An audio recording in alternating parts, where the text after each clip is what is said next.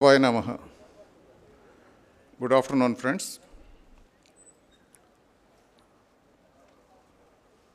Happy Teachers' Day to all my fellow teachers in the audience, and blessings to the students.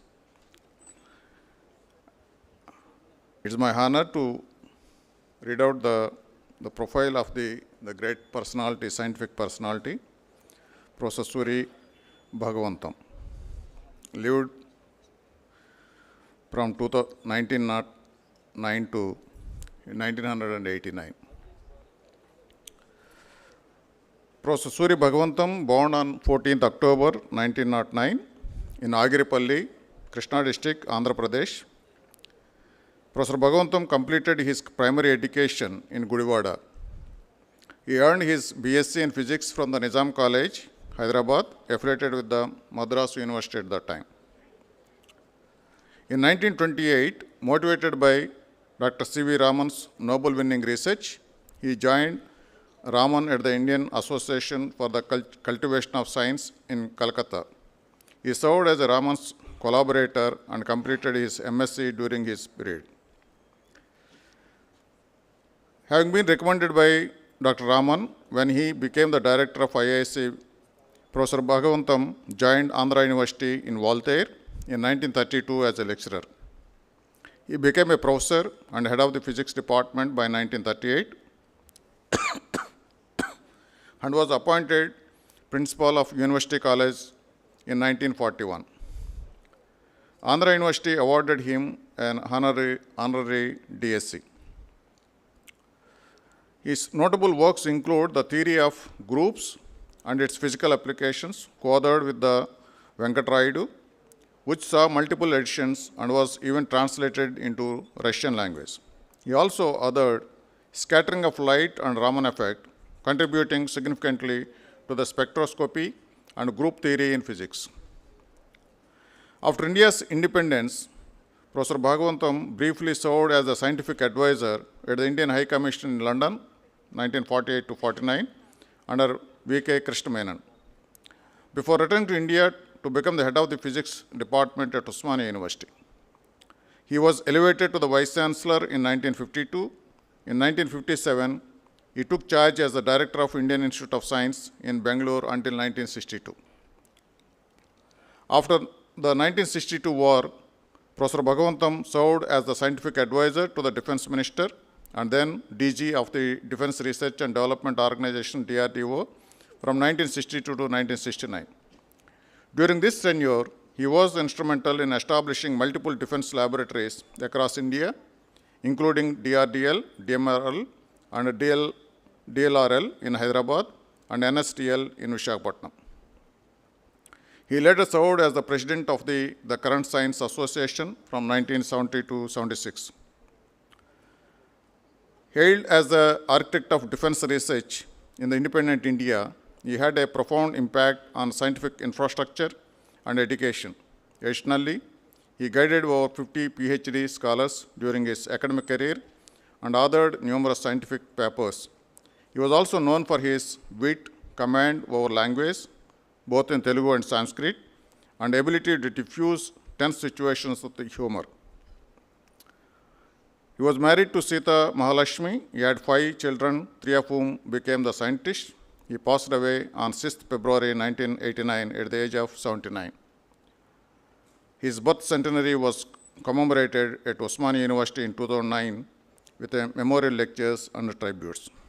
And I thank the organizers for giving me this opportunity to read out this great scientific personality. Thank you, one and all.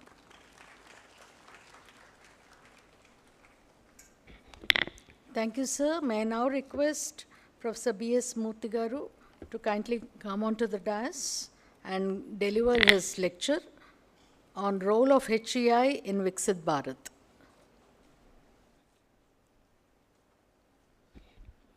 Good afternoon, friends. Happy to see all of you after a sumptuous lunch, and some of you are possibly half asleep. Hopefully, I'll keep you awake. First of all, when I was hearing about the biodata of Bhagavantam Garu, I looked like a Lilliput in front of him. Amazing credentials, great personalities, and particularly giving a talk in his honor on a day where we celebrate another great personality, Sir Radhakrishnan. He is something very, very special. And when I hear that both these personalities were in this place, Andhra University, is another, special moment that I am giving a talk in honor of some great personality who lived here on a special day where another great personality who also lived here. So that tells that I need to be possibly able to come up to the expectations of those two people who are role models for all of us sitting here. Rajshekhar Garu is a close friend of mine from Kharagpur days and much beyond Kharagpur days. And so when Rajshekhar Garu and Narasimha Rao Garu have asked me to be here, I thought it's an opportunity to go back to one of the places where metallurgy was very famously known, Andhra University Metallurgy Department. I am a metallurgist for all those who do not know. And for all those who possibly do not know, there is a branch like that exists. Many of you sitting at the back may not even know that there is a branch called metallurgy that exists.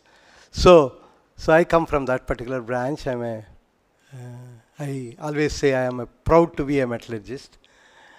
But then what I am going to talk today is not on metallurgy, but on what is our role. As a person who has been leading an institute for the last 6 years, this has been bothering me year after year.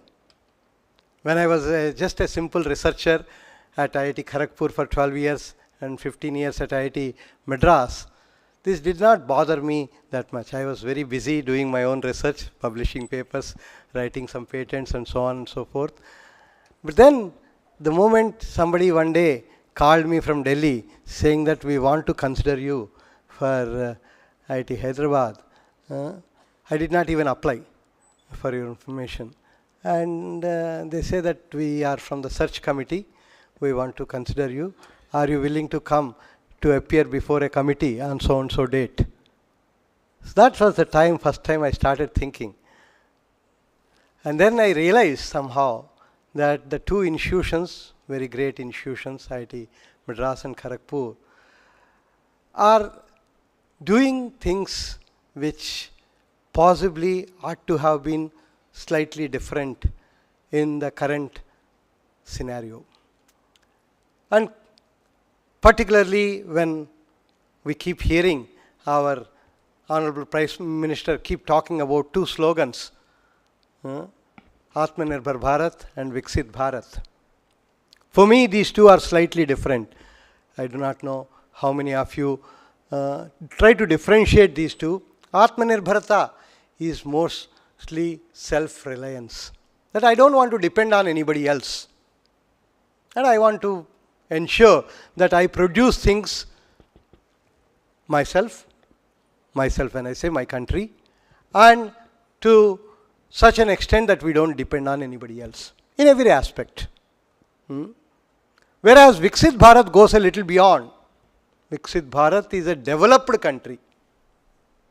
For me, Viksit Bharat is a day where both myself and Rajshekhar Garu first met in Tokyo. Okay? And there is a famous place in Tokyo called Akihabara. Any Indian who goes to Japan, goes to Tokyo, will go there. And it's an electronic city where you can buy a lot of electronic goods. I would like to see someone going to a place like that, where you pick up a product from a shop and it should be written made in India. That's the day for me that we have actually become Viksit Bharat. That means the products that we develop are not only satisfy our needs, but also are of such quality that somebody from an outside country feels that they are worthy to be kept in their shops and be sold at a competitive price. And that's something I remember 1999, first time I went to Japan. And when I go to this place called Akihabara, there's a shop called Laox where they sell many electronic goods, and they used to put Nikon camera. 2 cameras exactly of the same model. One they say made in Japan, another they say made in China. And both of them have different rates. And they say you choose whatever you want to choose. And that tells what is the confidence level that they have on themselves. And a country, friends, and a country which has almost got ruined in the Second World War. And then they built their country through a lot of hard work and then brought it to a level.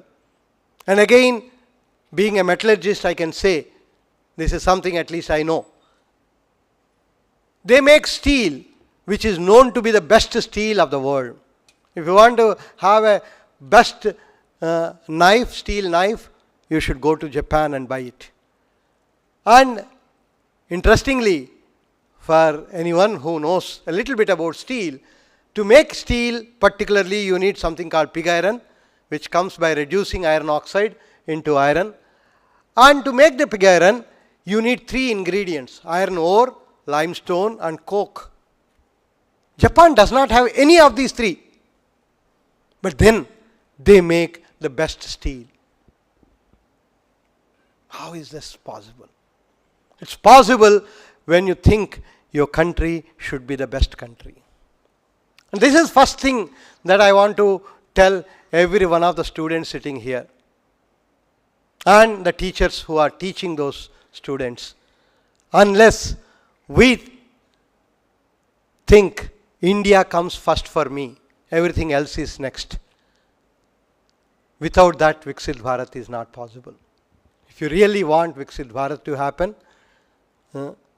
each one of us should start thinking, what does India need? What can I do for India? This is exactly what last 6 years we have been working hard at IIT Hyderabad. And that's why this much of introduction I had to give you, to bring to a point that every child should be really taught from their childhood about what India needs and what you should do for India. Otherwise, what happens? Every one of us, one of our children, will take that so-called famous branch.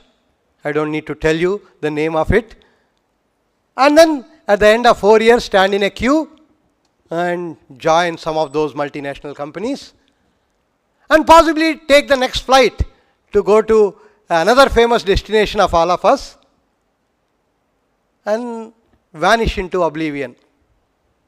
And think that they are doing great, sending some money back to home. No country ever has become a developed country by simply being called a service country. India is called service country.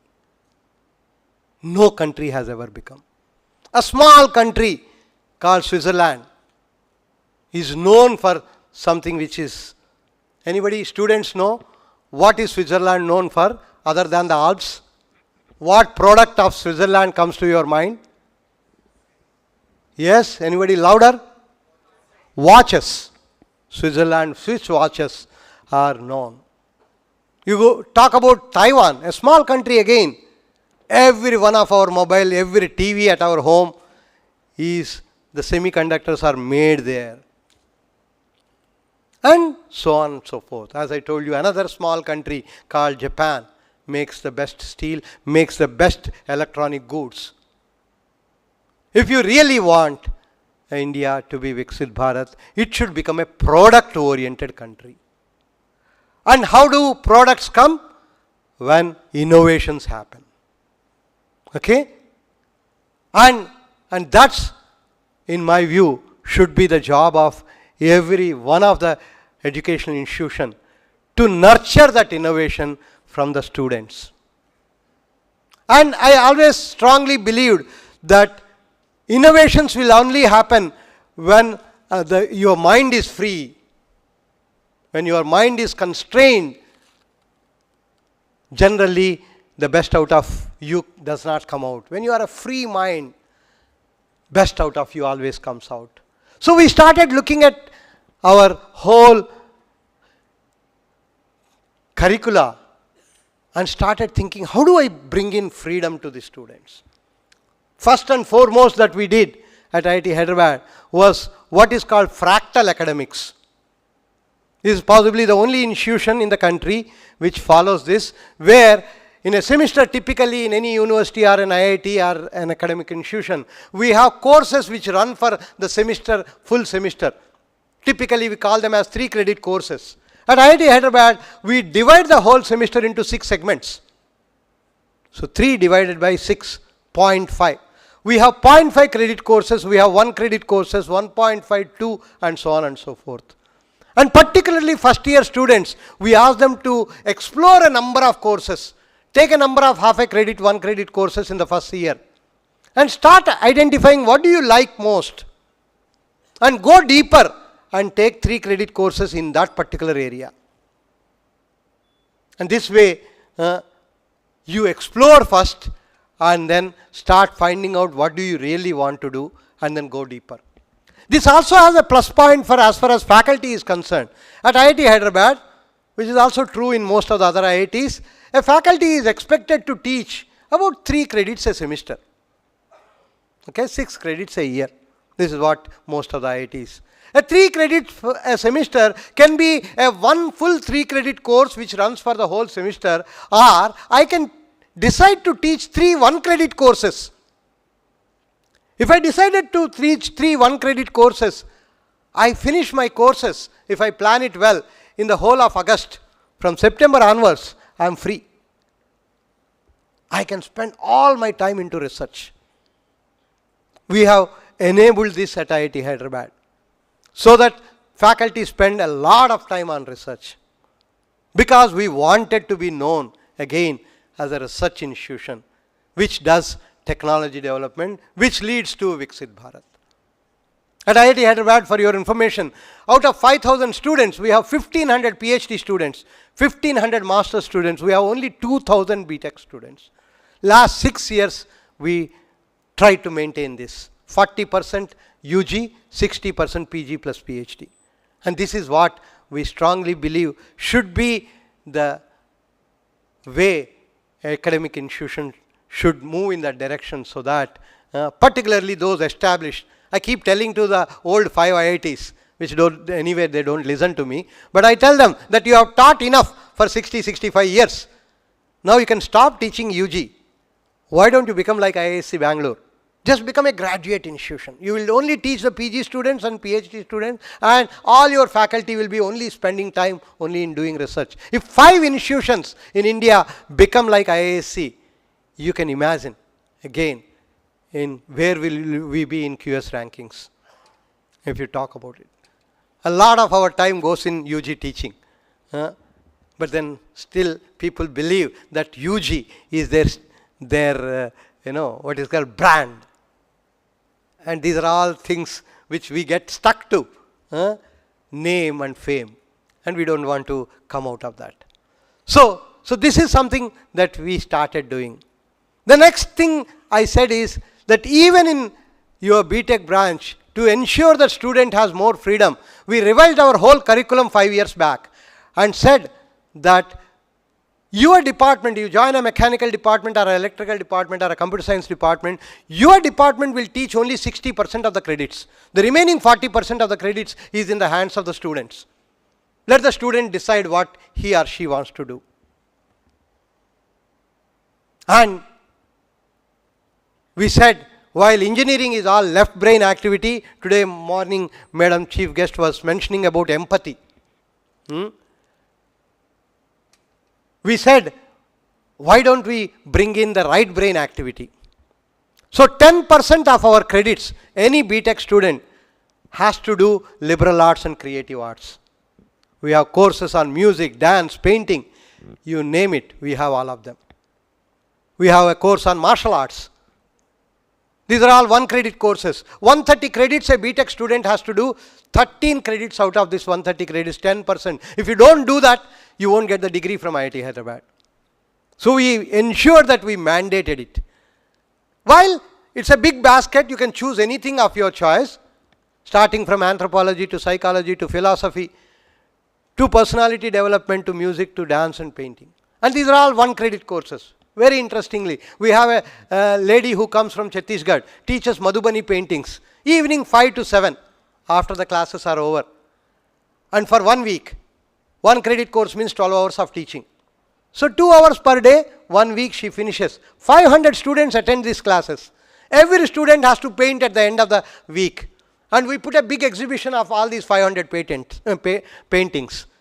The whole campus comes to see them. These are all also becoming more of a stress busters for the students. We talk of a lot of stress. There is a lady who comes and teaches Kathak dance. Saturday morning 3 hours, afternoon 3 hours, Sunday morning 3 hours, afternoon 3 hours. 1 credit course is finished over a weekend. Again 400 students attend this. It's not that somebody becomes an expert in Kathak dance at the end of it. No. You start thinking something different. And then we went one more step further. We said, what is the ultimate of freedom? We said, let's create a BTech branch where there is no curriculum. Can you imagine a BTech branch where there is no curriculum? At IIT Hyderabad we have. 130 credits is in the hands of the students. You decide what you want to study. We call this as BTech in engineering sciences. From the day one, students can decide. I always say this. At 18 years of age, you can decide who can be the Prime Minister of the country. Why can't you decide what you want to be? This is something that we have been implementing it at IIT Hyderabad. And it's not that, people are not joining. In fact, there are many parents who ask me, what job will they get? I want students at the end of 4 years not to stand in the queue for a job, but to create jobs. And if you want to be an entrepreneur, if you want to be an innovator, you need a broad knowledge. Being a straight-jacketed into mechanical or electrical usually will not make you a good innovator. So we thought this is a way you create a lot of freedom, a lot of flexibility. We went to the extent even say that if you are a brilliant student and at the end of 3rd year if you have completed all the 130 credits, happily go out. We don't stop you for the 4th year. Okay? And we started now, how do we focus on innovation? We started every semester, we call for proposals from our students. We call them as build projects. Bold and unique ideas leading to development is the name we gave. And if a student's idea is good, we give 1 lakh rupee. We provide a mentor. We have now a building on our campus, which we call it as TIP, Technology Innovation Park. We have 2 buildings actually. One is called TRP, Technology Research Park, 1.5 lakh square foot building. Another building which is another 1.5 lakh square foot building which is called TIP. While TRP is meant for industries to come and take a space on our campus and collaborate with us and co-create along with us. This TIP is only meant for students like all of you sitting at the back. In fact, when the building was ready, I thought, how do I fill this building? So I wrote to 3,500 engineering colleges asking any BTech student, if you have an innovative idea, put across a half a page proposal. And we got about 500 proposals. We selected about 75 of them. There is a company called Greenco which gave about 5 crores to give them as a seed grant. And then we provided space, we provided a mentor. Now this building is becoming full, more or less, with a lot of students working on this, their innovative ideas. And we go one more step further and say if you don't want to get disturbed by the courses that you are supposed to do, and focus on your innovative ideas, take a semester break. We give you 6 credits. Don't do any course in the whole semester. At the end of the semester, show us a product, you are given a grade for the 6 credits. In fact, we want students to take a semester break in the first semester. It is the only institution possibly in India which allows a first year BTech student, first semester BTech student to take a semester break. And to enable that, because most of the institutions have what is called a branch change option at the end of first year, again, after 2 years of being in jails, more or less, the various coaching centers that we all know, and the student comes, he gets a branch like mine. Poor fellow did not do well in the JEE and got a rank which does not give him that particular branch which everybody is looking forward to. And then again 1 year he is into a pressure cooker. Okay? Works hard to get a 9.5 CGPA. Unless you get that, you won't get the branch change. And want to get a branch change. I always felt that every organ of your body is equally important, every branch has equally important. I am a proud metallurgist. I love metallurgy. So I say this, that why don't we start enjoying your branch? And at the same time, because you want freedom and flexibility, we said we are creating a double major in every branch. We have 15 branches of engineering at IIT Hyderabad, and there is a double major in every branch. And if you want computer science, do a double major in computer science. While you are a metallurgy fellow, you will get a double major in computer science. At the end of the 2 years, 4 years, you get 2 certificates. One, a major in metallurgy, let us say, and a double major in computer science or AI. And we started allowing this. In fact, when I removed the branch change option, many people came to me and told, Professor Murthy, you are committing suicide. I said, no. I am sure not even an inch the ranks will decrease. In fact, year after year, the students who are joining IIT Hyderabad, their JEE ranks have further and further improved. In fact, last year one gentleman called me. He said, my son has 135th rank in JEE, but I am putting him at IIT Hyderabad. Nobody with less than 500 rank comes to any second generation IIT usually. They all go to IIT Bombay, IIT Madras, IIT Delhi typically. And he says, I am putting because of the kind of freedom that you are giving to students. And we tell them that if your ideas are continuing to be great, at the end of second year BTech, you take a diploma and leave the campus and start your own company. And we give you 5 years time to come back and complete the remaining 2 years. Again, is possibly the first institution which has said this. In fact, 1 week back exactly, I had a student who came to me. We do all this only to just enable things. It does not mean that somebody takes it. Still we have a lot of insecurity feeling that in Indian system, that you are afraid of taking a path which nobody else has taken. First student comes to me 1 week back. Sir, I have no backlogs. I have completed second year BTech. I have about 8 CGPA. There is a guy who wants to give me $100 million for my idea that I have. I want to take a break now. You said you will give me diploma. Will you give me? I was extremely happy. Extremely happy. I said, I am waiting for students like you. And all this has started leading to IIT Hyderabad. In the last 5 years, we have 320 startups. They have raised 1,500 crores of revenue. All students, friends. All students. And faculty together, of course. This is an ecosystem which I feel every institute, if you can start implementing, India will become Viksit Bharat much before 2047, in my view. We need to give freedom. Students are all brilliant, whichever, whether they are in Andhra University, whether they are in Geetam, whether they are in IIT Hyderabad, doesn't matter. Okay? One day, somehow, you sneezed a little more, so you didn't do your JE as good, you end up into some other college. That's the only reason. So, what they need is that helping hand. This year I went a little more further. My team told me that JE ranks, the JOSA portal is such that, okay, by the end of the third round, more or less the students who are going to come to IIT Hyderabad is decided. So, third round of JOSA got over on 10th of July. We have about 600 students who decided to join IIT Hyderabad. I wrote to every one of them individually. I said, this is the system that we have at IIT Hyderabad.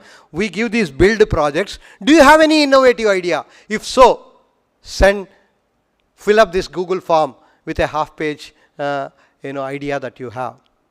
And I told my professor in charge, I gave them a deadline of July 15th, 5 days, 1 week time I gave.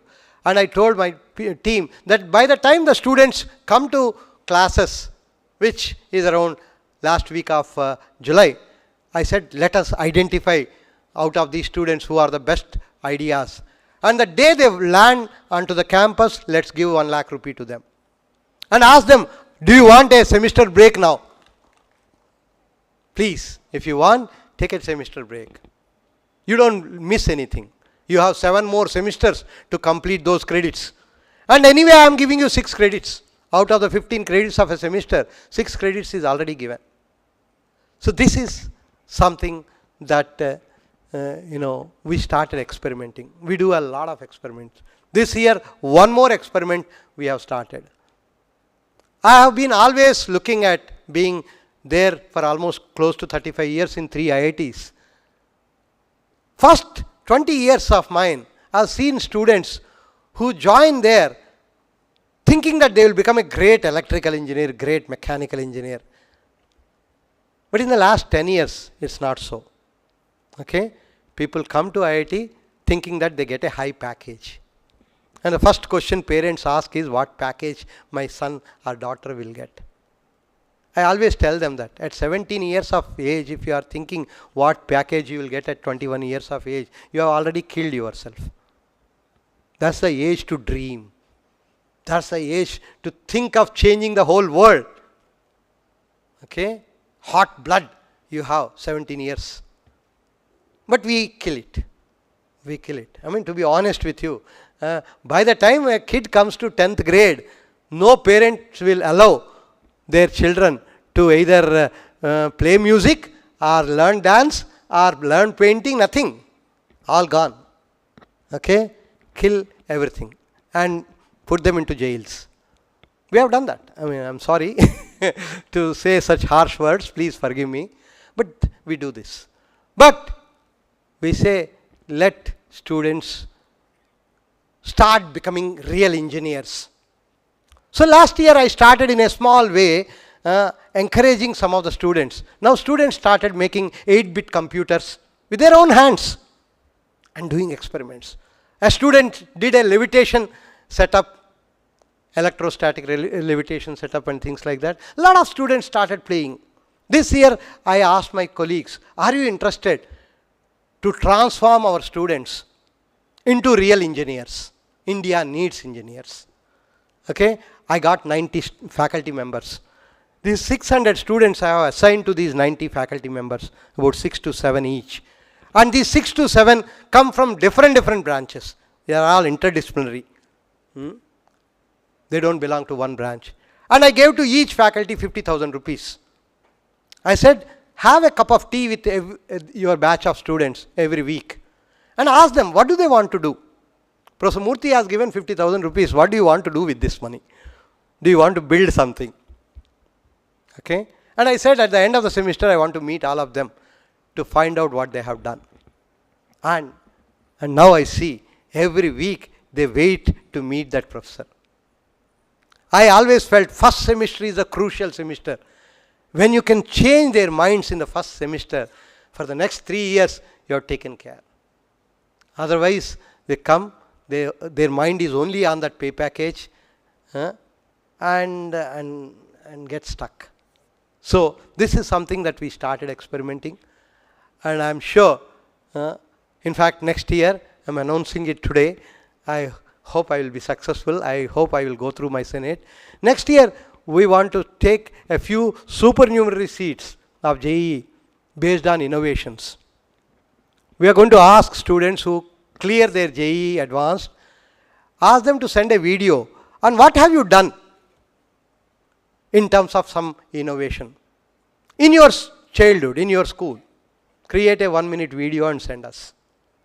Somebody at home, they keep on doing certain things. Somebody just sit and keep on solving JEE question papers. That's a different batch together. So there is one batch at least who does this. We want to see out of them, give some seats to such people and ask them to come. Recently, one student came to me, a third-year student. He said, sir, I want to demonstrate a launching from our campus, which will go to a 1 kilometer height and then, you will recover once again. This has not been done by others so far. Can you help me? I asked him how much you need. He said 15 lakhs. I said, take it. I immediately gave him 15 lakhs and then the student started working. October 15th, he is going to demonstrate that to me.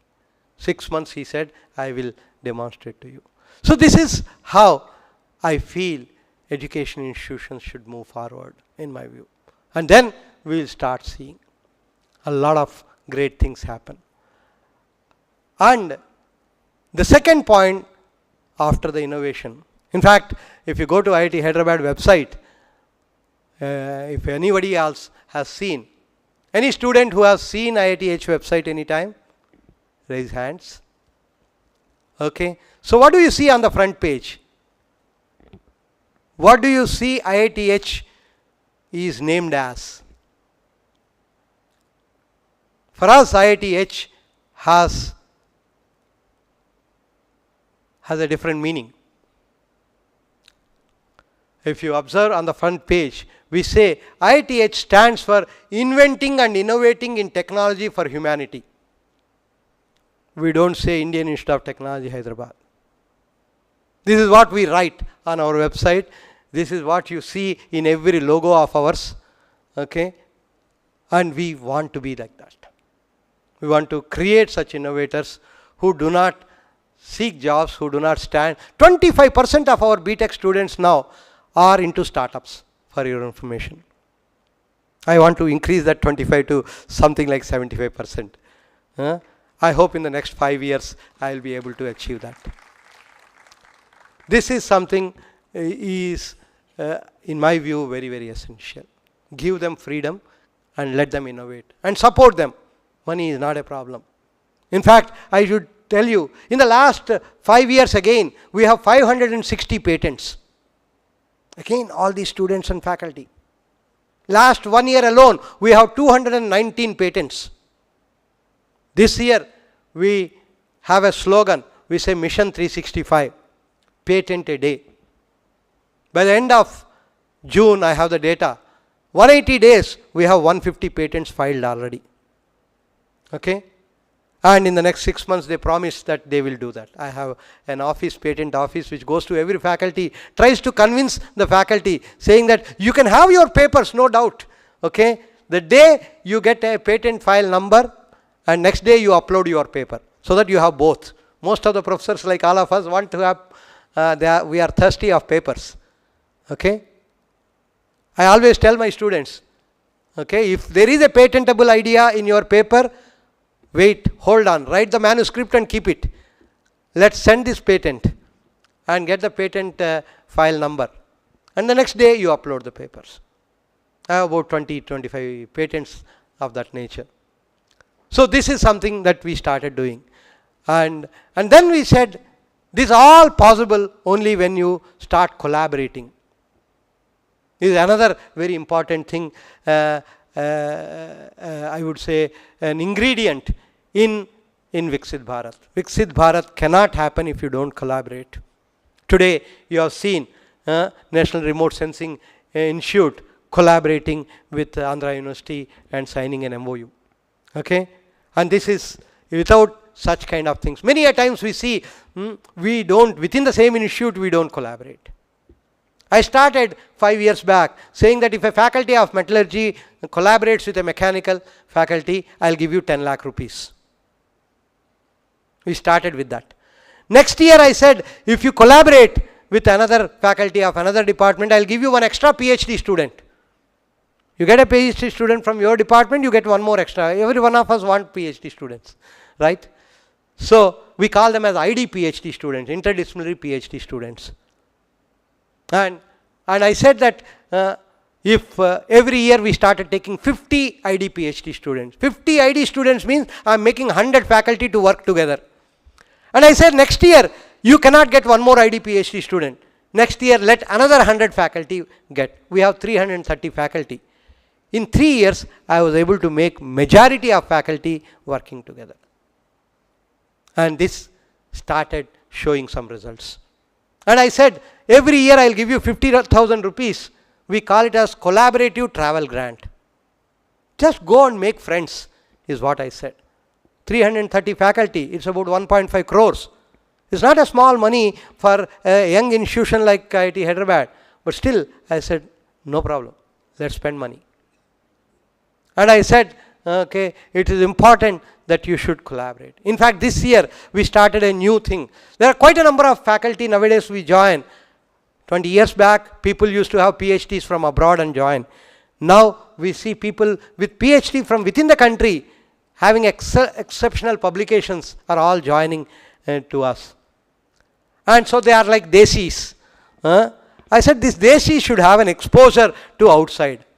So we started saying that if you are a completely a deshi, that means you have done PhD and postdoc within the country, I give you $10,000 to just go and spend somewhere of your choice for about 3 months and come back. We started doing this year onwards. And all this I feel is important. Of course, you may ask, where does that money come from? You have to work hard and get that money. We go to industries and get that money, various things that we do. We started online MTech programs. We tell industry people that, you have done a BTech and joined, but you want to aspire for something bigger. You want to do a master's, and that too from an IIT. If an IIT wants to give a certificate of an MTech for you, what is your problem? And we say that you come to IIT only on the day of convocation. You don't need to come at all. And a 2 years MTech, I give you 4 years time. Leisurely you do. 24 credits of theory you have to do, 24 credits of project you have to do. Whenever you complete the 24 credits of theory, you start the project. And the project you do on a topic of your interest, your company's interest, there will be a guide from our side. And submit the thesis, we give you a grade. And somebody started saying, sir, how do I do a project like this? My company does not have facilities where I can do. Then I said, if that is the case, complete the 24 credits of theory. We give you executive MTech. You are all aware of executive MBAs. But this is the first place possibly where there is an executive MTech that we give. So we started doing things like this. Okay. We also said, let us ensure that people who want to learn something. I always saw in India that you want to learn something, you want to learn one course also for which you have to write an entrance exam. And people will ask you, what is your background? I said, why all this? If I want to learn, and there is a teacher available, why not to connect these two people? We started something called OAT, Open to All Teaching. Okay, where we converted all our classrooms into hybrid classrooms, and I started asking my colleagues, whatever you teach to a regular student, are you willing to allow a few outsiders also in the class in an online mode? That means like a hybrid mode. The moment a faculty agrees, we immediately put it on our website. If you want to see, go to Google and put OAT at IITH. You will see about 15 courses are right now running like that. I teach a course like that. In fact, just 2 days back, last Tuesday, I started my course. I have a person from Doha. I have a person from Sweden. I have a person from Malaysia sitting in my class. We say, as long as the timetable is fixed by me. As long as the timetable suits you, you can be from anywhere in the world and join. And you can be a student, you can be a working professional, you can be a professor of a university, you can be a homemaker, or you can be a 80, 90-year-old man or woman. I am retired. I don't know what is AI. I want to learn what is AI now. What is wrong? Let people learn. So we said, let us become a Vishwaguru, teach the whole world. Okay? And we started a thing like this, and we charged them 5,000 rupees. Not even $100. Okay? And this is how. And whereas these online fellows, we charge them a little more because you are already earning, so pay a little more. And that's how we raise money and we give all this.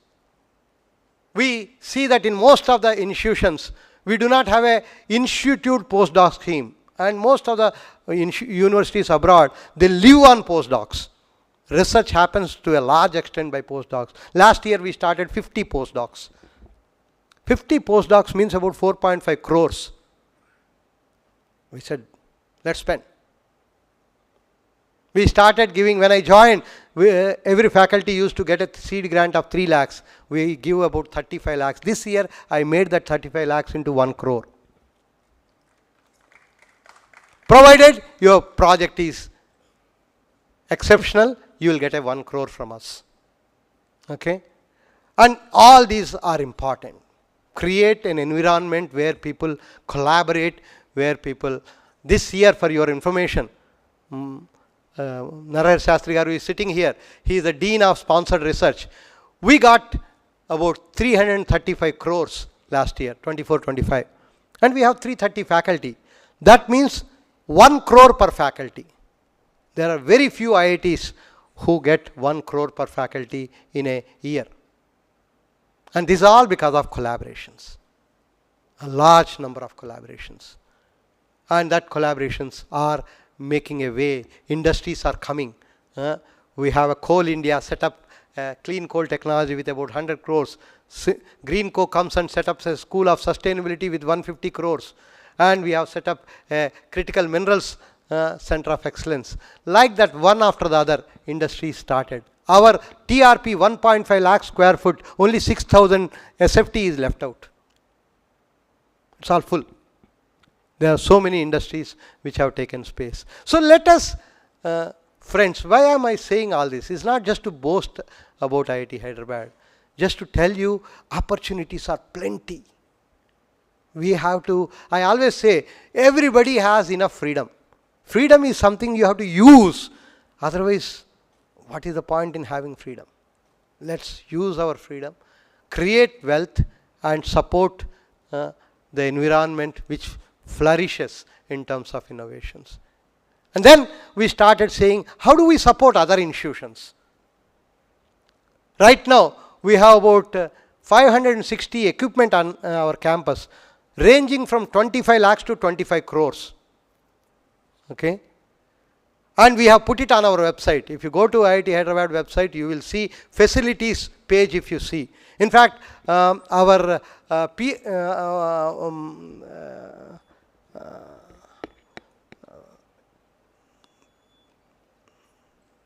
PSA, okay, Principal Scientific Advisor to Government of India, has opened up a portal called iSTEM. I do not know, most of the teachers will know. iSTEM portal, IIT Hyderabad has 480 equipment on that portal. Each of them are minimum about 50 lakhs. And we say, come and use it. Open invitation to all of you friends. Happily come and use. In fact, we have recently set up, I'm a microscopist myself, we have set up a microscopy center with about 80 crores.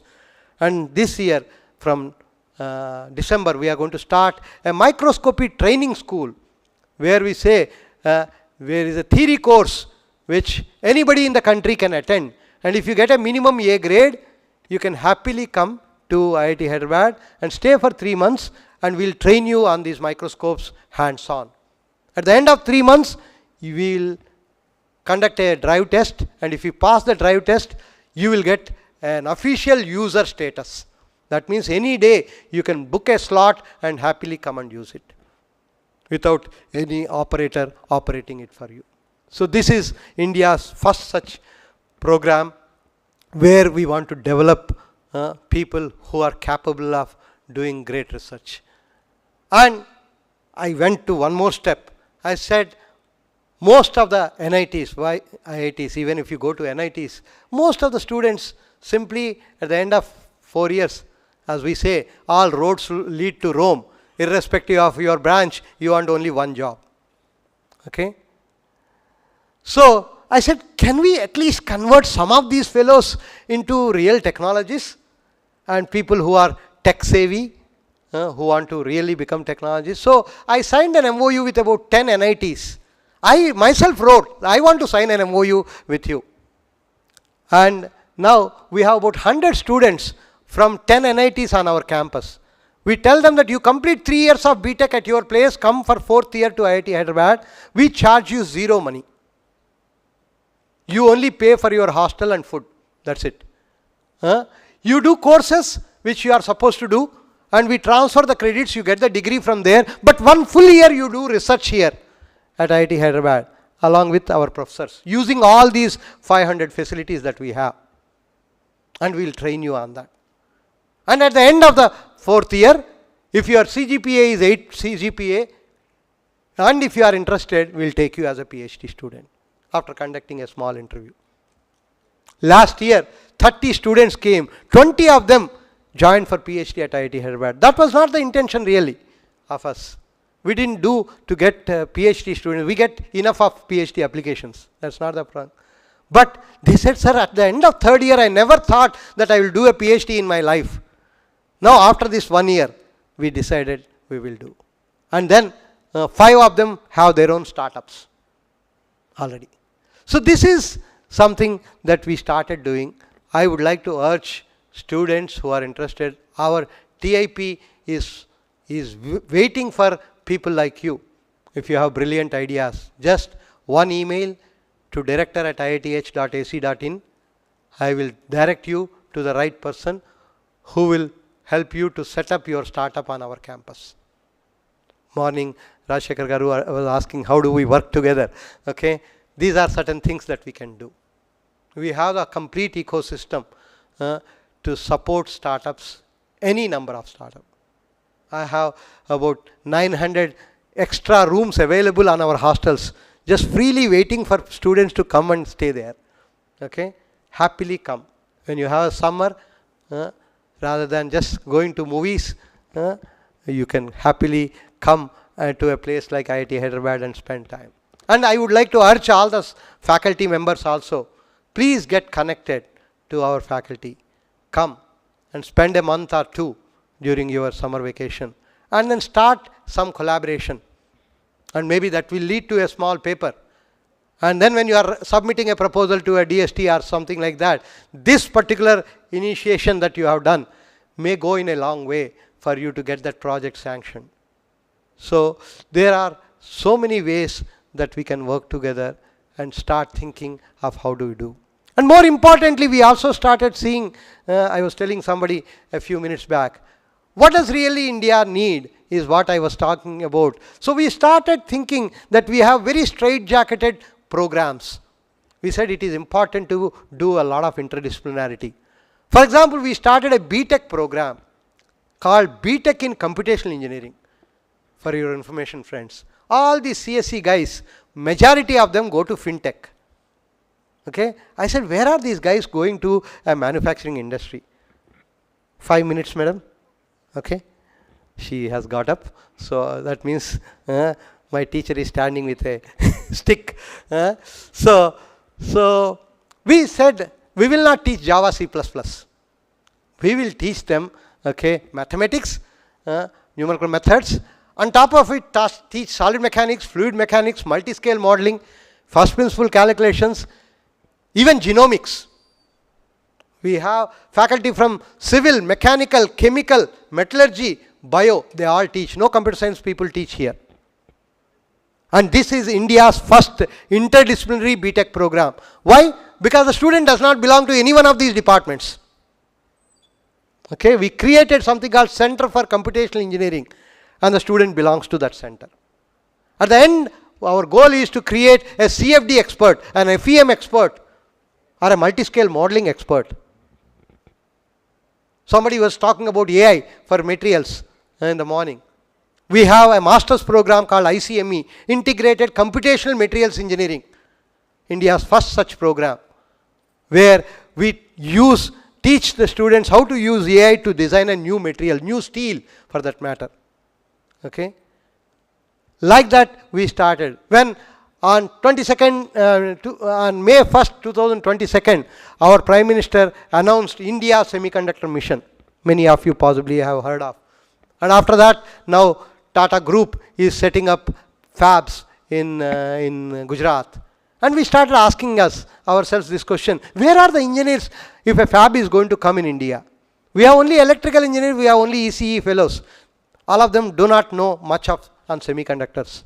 So we started a BTech in semiconductors. May 1st, Prime Minister has announced it. On August 1st, our classes started. Okay? And same day, I met a very famous gentleman by name Professor Rao Tummala. Professor Rao Tummala comes from Georgia Tech. He is called the father of packaging, semiconductor packaging. And he told me, Professor Murthy, 35 years I have been into semiconductor packaging. I have more than 100 patents, more than 100 PhDs. And we could not start a master's program on packaging in Georgia Tech. Can you think of it? Again in 3 months, friends. Okay, from May 1st to August 1st, we were ready with a curriculum in consultation with him, got it approved in the Senate, and advertised it, got 500 applications, selected 25 of them, classes started on August 1st. This is India's first packaging program. In fact, we have 5 MTech programs on semiconductors. We even have an MTech in e-waste management. We started thinking of variety of, what is called interdisciplinary program. We have a MTech in, additive manufacturing. We have MTech in energy, MTech in smart mobility. We have a doctor sitting here, sir. We have an interesting program called MTech in ophthalmic engineering. We have a LV Prasad Eye Hospital in Hyderabad. We thought, how do we get connected to healthcare? We know technology. Okay? And in this program, 24 credits of theory, 12 credits the doctors of LV Prasad teach the anatomy, physiology of the eye. We teach optics and lasers. At the end of the 1 year, the student does a joint project. At the end of the 2 years, the student is a laser expert for an eye care industry. We started one more program which we call it as Masters in Medical Device Innovation. Because medical devices, you know that we all keep importing. So here, out of 4 semesters, 1 semester student spends in a hospital, talks to the patients and doctors, nothing else, whole semester. Identifies one problem. At the end of the 2 years, the student has to produce a prototype of a medical device. No thesis need to be written. Your thesis is your product. And then we started a department of entrepreneurship. We extended this to beyond medical devices and started a MTech program called MTech in Techno Entrepreneurship, where the student at the end of the 2 years not only have a prototype in hand, but also a business model in hand. One engineering faculty, one entrepreneurship faculty co-supervise the student, so the student knows how to make a product, how to sell a product. So this is how we started looking at what do we need for the country. And I told you already about medical physics. We have with Basavatarakam another program called Masters in Medical Physics, where the student spends 1 full year in oncology department doing radiotherapy. At the end, he or she is a radiation expert. Okay, but the background is physics mostly. Okay, so this is how I feel. Let's open ourselves. Our Rajshekhar Garu started in the morning transformation, and the transformation has to be brought in. By just talking, it won't happen. By doing, it happens. Okay? So I urge all those who are heading institutions sitting here, and all those who are heads of the departments, okay, principals of colleges, every one of you, and do a small bit of these. Okay? India needs a different way of looking at it. If we really want to become Viksit Bharat, if that is our goal, there is a need of a great transformation. Of course, we have a book called NEP 2020. It can remain in the book. or we can implement it. Choice is ours. Okay. So thank you very much. Sorry, madam, I have taken more time, but and this is the message that I want to give to all of you. Thank you.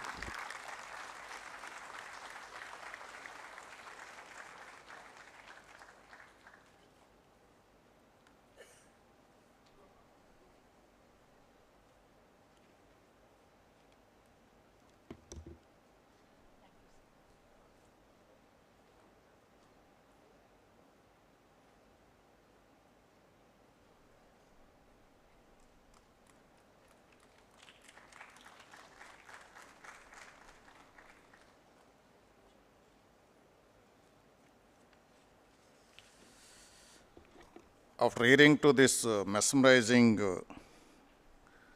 talk, I think we have to give a standing ovation to this gentleman.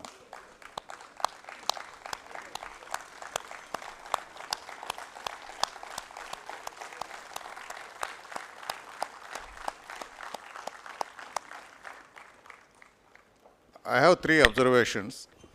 I don't want to repeat any of his golden words. One is the search cum selection committee about 6 years back has a wonderful job. I don't know about other search and selection committees, but identifying Professor Murthy and keeping as the in charge of the IIT Hyderabad.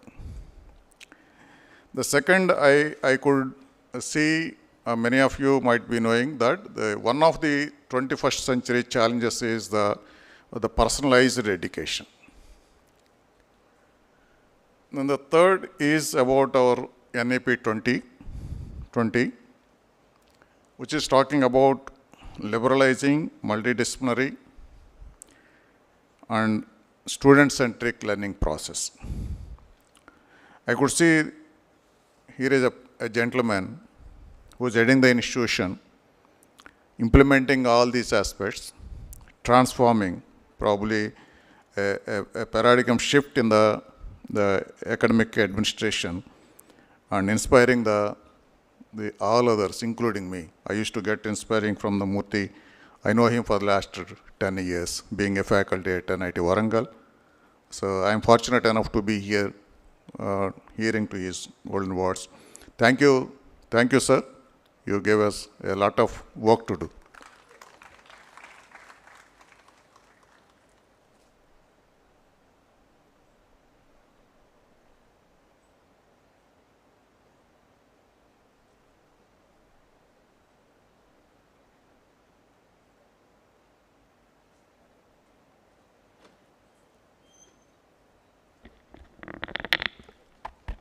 Thank you very much, sir. There is a small change in the schedule. So we'll have Dr. K.V. Raghavan Memorial Lecture by Professor G. Narahara Sastry, former Director, CSIR NEIST, on emerging drug discovery technologies. May I request Professor D.N. Reddy Garu, former Chairman RAC, DRDO, and former Vice Chancellor, JNTU Hyderabad, to please give us a brief about Dr. K.V. Raghavan.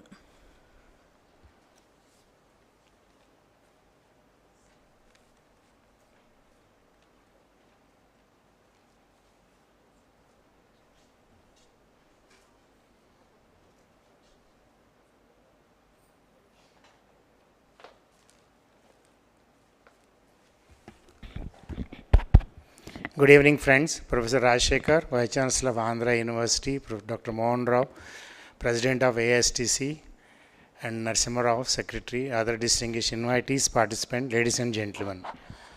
In fact, at the outset, I would like to congratulate Andhra University Centenary celebrations. Part of that, you organized this program, particularly Academy for Science and Technology Communication jointly, Science Technology Frontiers of Swarnandhra, Viksit, Bharat. That is the theme they have taken.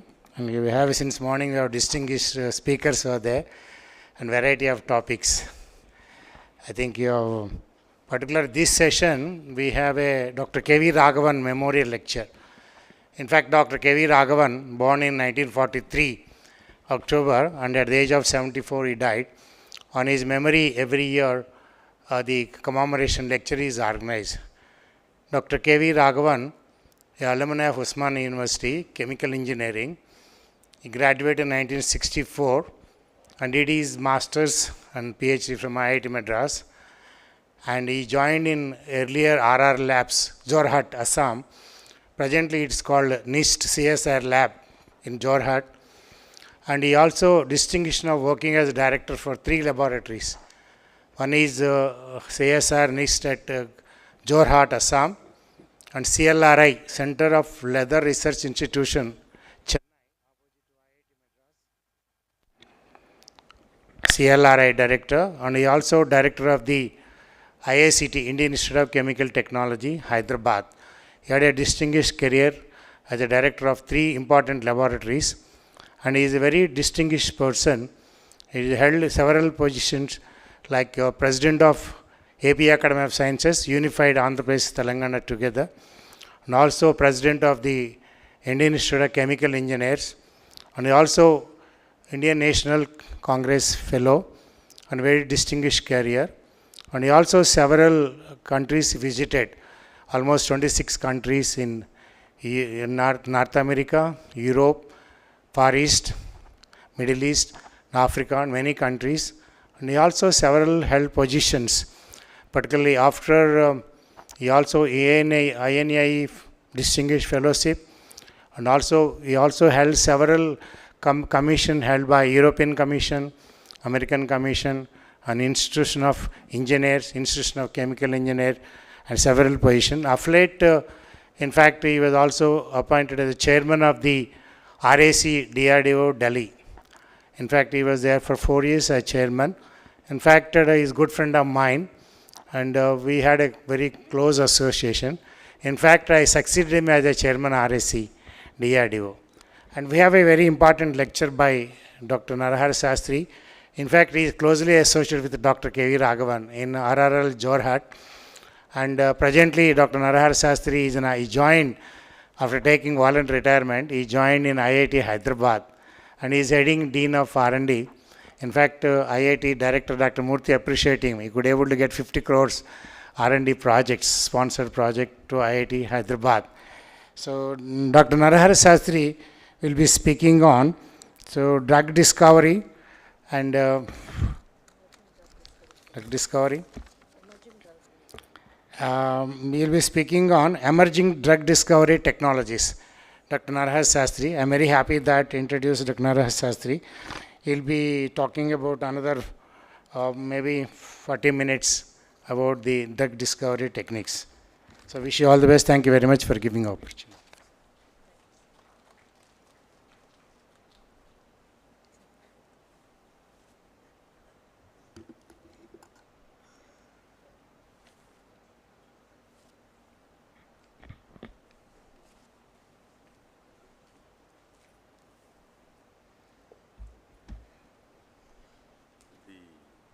Slide changer.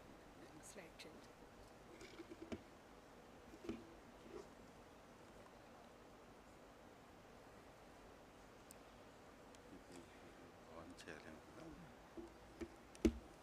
This is the slide changer. Hello, very good afternoon. After the powerful lecture by I don't have to say so much about IIT Hyderabad. Are you able to hear? Okay. So basically, ఇది ఉందరు కదండి, అది next కదా. So Dr. K.V. Raghavan is somebody who has brought me from a pure academics to something to do in the translational research, and he pulled me from Pondicherry to Hyderabad, mentored and gave enormous support, love, and believed in me. My entry and success in drug discovery is due to him, because I was trained as a theoretical chemist and doing computational chemistry, very small molecules, and he is somebody who is very, very special to me. That is the reason why I am trying to talk about drug discovery. The way I understood that, when I reached, after coming back to India, I thought that I will not continue any of my postdoctoral research, and I started working on aromaticity, buckyballs and pericyclic reactions. And in India, probably in 2000, we published a first paper in JSCS from Pondicherry and several of those papers, and we are trying to do well, but I started teaching bioinformatics and modeling biomolecules. That's the only thing that I know, but I was pure chemist. I just wanted to tell you my story because I started in a very simple way. And by the way, Raghavan is Kondapuram Vijay Raghavan, he is native Telugu speaking. He is from Ballari, Andhra Pradesh, from here. Many people think that he is a Vijay Raghavan, he is a Tamilian. No, he is a pure Andhra Telugu speaking guy. So, and I studied from Osmania University with physical chemistry, and then I joined PhD. Before joining PhD, I started 2 months I worked in industry, and then I left that, and then I worked on some Huckel theory and many other things. I just wanted to tell you that I had nothing to do with drug discovery. Better. These technologies are interesting. So, from Pondicherry, I got to Hyderabad, and Raghavan said that you have to do computer-aided drug design. He asked me to head a molecular modeling group, and he said that you do drug design, and I don't know about even biomolecules, and I am a physical chemist. And then afterwards I started working, and because of his blessings and mentorship, currently I am in Department of Biotechnology. Out of 32 PhDs who got PhD from me, 15 are from biology. And I am very, very happy that a simple guy like me can be translated by the motivation, and also it's a coincidence that Dr. Raghavan has made a very, very strong contribution to RRL Jorhat. There is Dr. Chagarajan who is there, but Dr. Raghavan is one person who has transformed RRL Jorhat into something very big, and 20 years after that I went as a director to that place. And Raghavan from Jorhat, he went to CLRA as a director, and from there he came to IICT as a director, where at that time when Raghavan took me, I was thinking that drug discovery is like a lock and key model, right? So, you have a lock and key, and this is a very simplistic understanding. And another understanding is one disease, one target, one drug. That is my understanding. So, and also the other understanding is similar molecules have similar properties. Where should I direct this? Here? Similar molecules are expected to have similar properties. This is very important. So, these are my very simple minded understanding as a theoretician. And the molecular recognition, this is something that we have heard in simple chemistry. So, with this, when we looked at, I have seen one thing, that when you have different properties for very similar looking molecules, if you ask a question, what are the volumes and surface, it will have a particular pattern. You ask different questions, it will have different properties. Even in chemistry, you say that R configuration will have one property, S configuration will have one property. This is a little bit more complicated, drug discovery or molecular recognition. And when we look at how things evolved in a very, very different way. And there are different approaches, but there is a lot of interest, and Dr. Raghavan used to take me wherever he goes. He says that he is an expert in drug discovery. I know nothing about it. And he asked me to make some talks, and then he asked me for the first time, because in Pondicherry I was teaching drug discovery, but I did not take any PhD students. But after coming to IICT, I started taking PhD students, and I started working on it as a good academician with lot of support from the administration.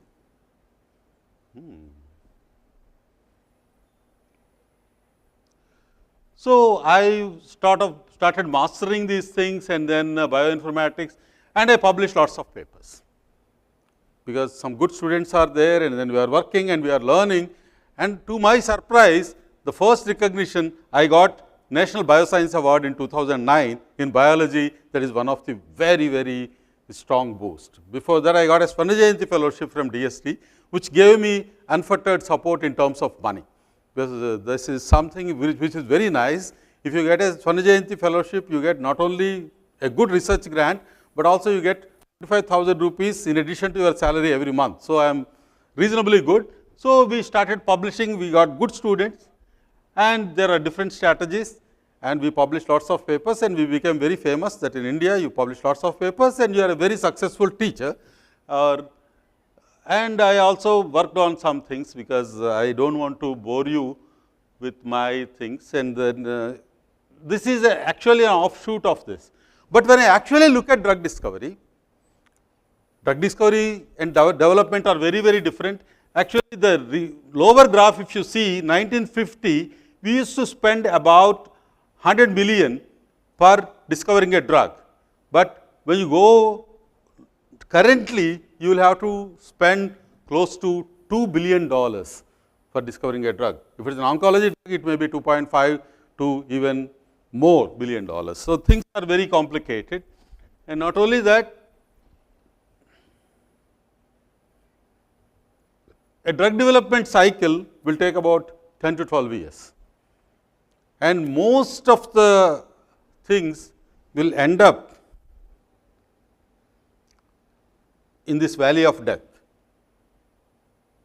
If you want to develop a drug, maybe 10,000 compounds have to be tried, and then you have to do all the trials of animal studies and then do an IND, and after IND, you try to go for a clinical trials, and clinical trials, lots of failures will be there, and if everything is successful, you will have a product launch, that is a new drug application, and still you will have to invest money, and after some time, when the commercialization starts, you will do a good business, but a lot of drugs will meet this valley of death.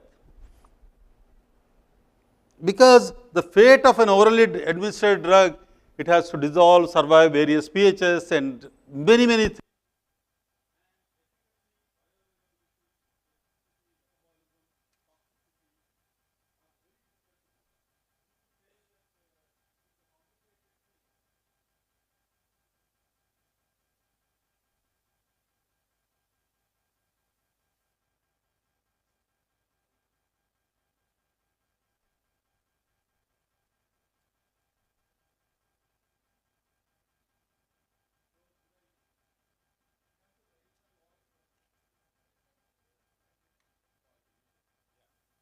So, hello.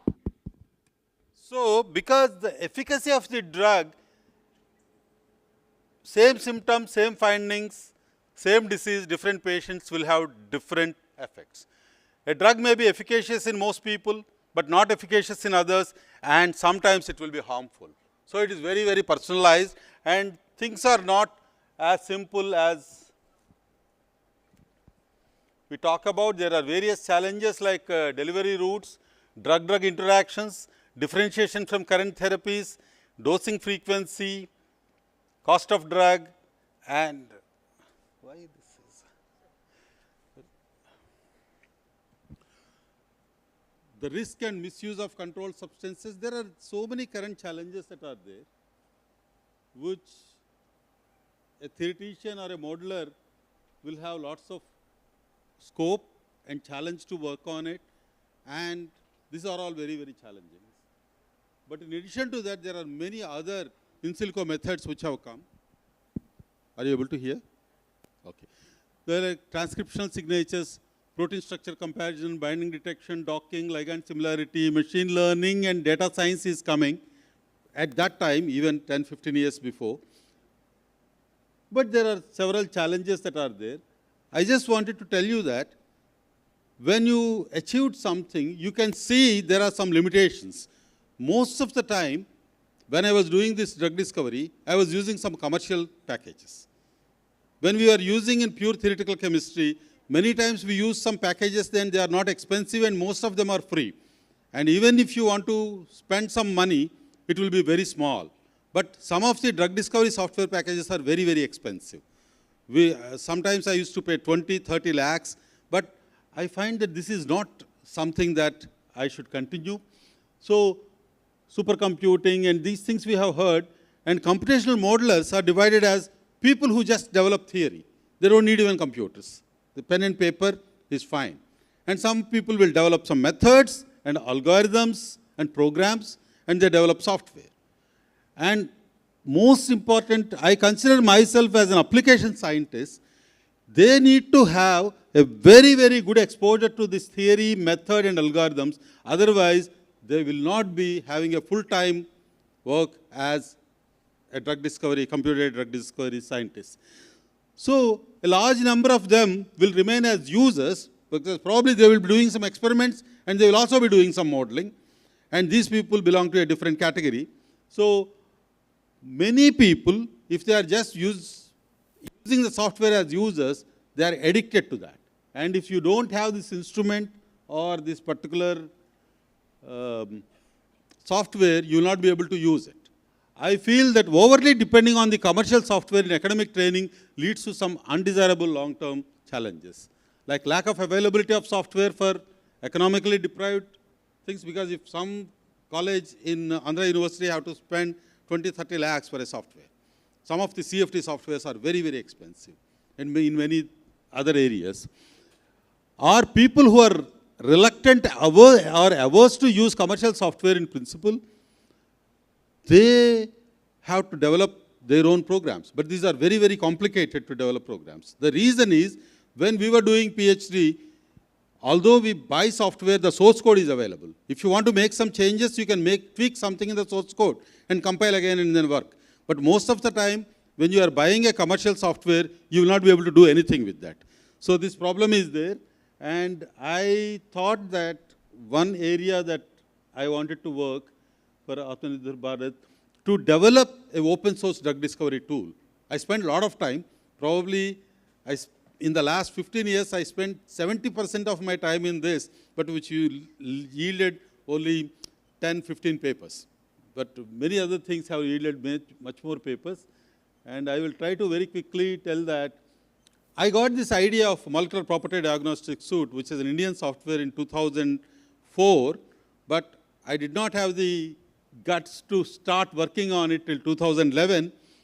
But in 2011, we had a big team.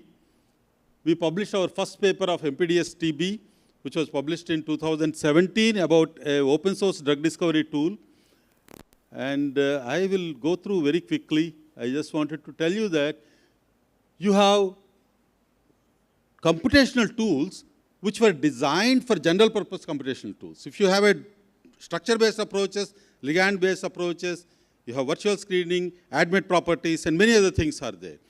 But I would like to develop a web portal which will be specific to a particular disease. So in that particular one, you have a disease-specific modules and disease-independent modules. So we try to integrate. So in 2017, we published on Mycobacterium tuberculosis. Then diabetes mellitus we published in 2018. And we started MPDS COVID, working seriously on this, where we have data analytics like active site analysis, pharmacophore optimization, generation, all these aspects, we have developed the software. I think it may be a bit difficult for people from other fields to follow. So what we have done is, we try to develop a disease-specific web portal, which will have some disease-independent modules which are close to 60 to 70%. And some of them are disease-dependent modules. So once you develop a robust disease-independent module, you don't have to buy any commercial software. It is a bit difficult for you to work, but you can use the open source softwares and many scripts that we have written in that and try to integrate with this. And more importantly, we try to work on a chemoinformatics thing. I always believe that a molecule can be equated like a human being, and then we developed a chemoinformatics. First time a structure-based classification was done, and every molecule which has the biologically possibility to have biological activity, we gave an Aadhaar card for that molecule. So If some of you are interested, you can read this, because these are all, most of these are published. And we have introduced the Aadhaar card in 2017 paper, and also in these MPDS compound library papers. So this is our latest paper, which we try to put the MPDS COVID. I just wanted to read out the philosophy that our MPDS suite aims to facilitate transparent and open innovation. This approach significantly helps bring inclusiveness in the community while promoting free access and participation in software development. I just wanted to tell you that if you want to really do the work, you don't have to buy a commercial software and then one can do it, but this might be not as straightforward as this. I will close this because we have used Galaxy and other things. I just wanted to tell you that when we are doing, one of the most difficult thing is trying to write the software. But now new technologies have come. As everybody is talking about AI, AI has come. As I told that I was trained as a theoretical chemist, worked in various areas from method and model development in chemistry and biology. But during postdoc and PhD, I was just doing theory. And when I joined IICT, I was doing modeling. At NEAST, I focused mostly on the AI/ML. I spent a lot of time, and back to academics, I wanted to see whether we can integrate all these three. So I thought the best way to learn something, I will skip this, is to really work in this area. I wanted to tell you that the generative AI models that are there, already people are talking about artificial intelligence and machine learning and deep learning. And generative AI is a part of the deep learning. By deep learning itself is large neural networks, but generative AI can create something new, which was hitherto unknown. Like novelty, originality, and prediction are not just the domains of humans. Gen AI can produce entirely new, meaningful content, which was hitherto unknown. For example, if you want to write a code, the Gen AI can write a code. It may not be accurate. If you want to get any answer, you can get answers from that. But you will have to use it properly. And I thought that the next generation technologies, many technologies have come, where when I started working in the last 4 or 5 years in AI/ML, conventional, supervised, unsupervised learning, machine learning approaches, we published several papers, because that's one way to be active. But the new technologies have come, especially from 2023 March. The last 2 years, the world has witnessed the proliferation of technologies in such ways that it has completely transformed, or I should say that I should use the word metamorphosized the thing. So the technology is like human-technology interaction. It is human-computer interaction, and symbolic AI, signal processing, foundation models, generative AI, agentic AI. Agentic is probably, if you want to really survive in 2025 in any field, agentic AI and generative AI. Agentic AI, today in the morning also people were discussing, you just tell what is your target.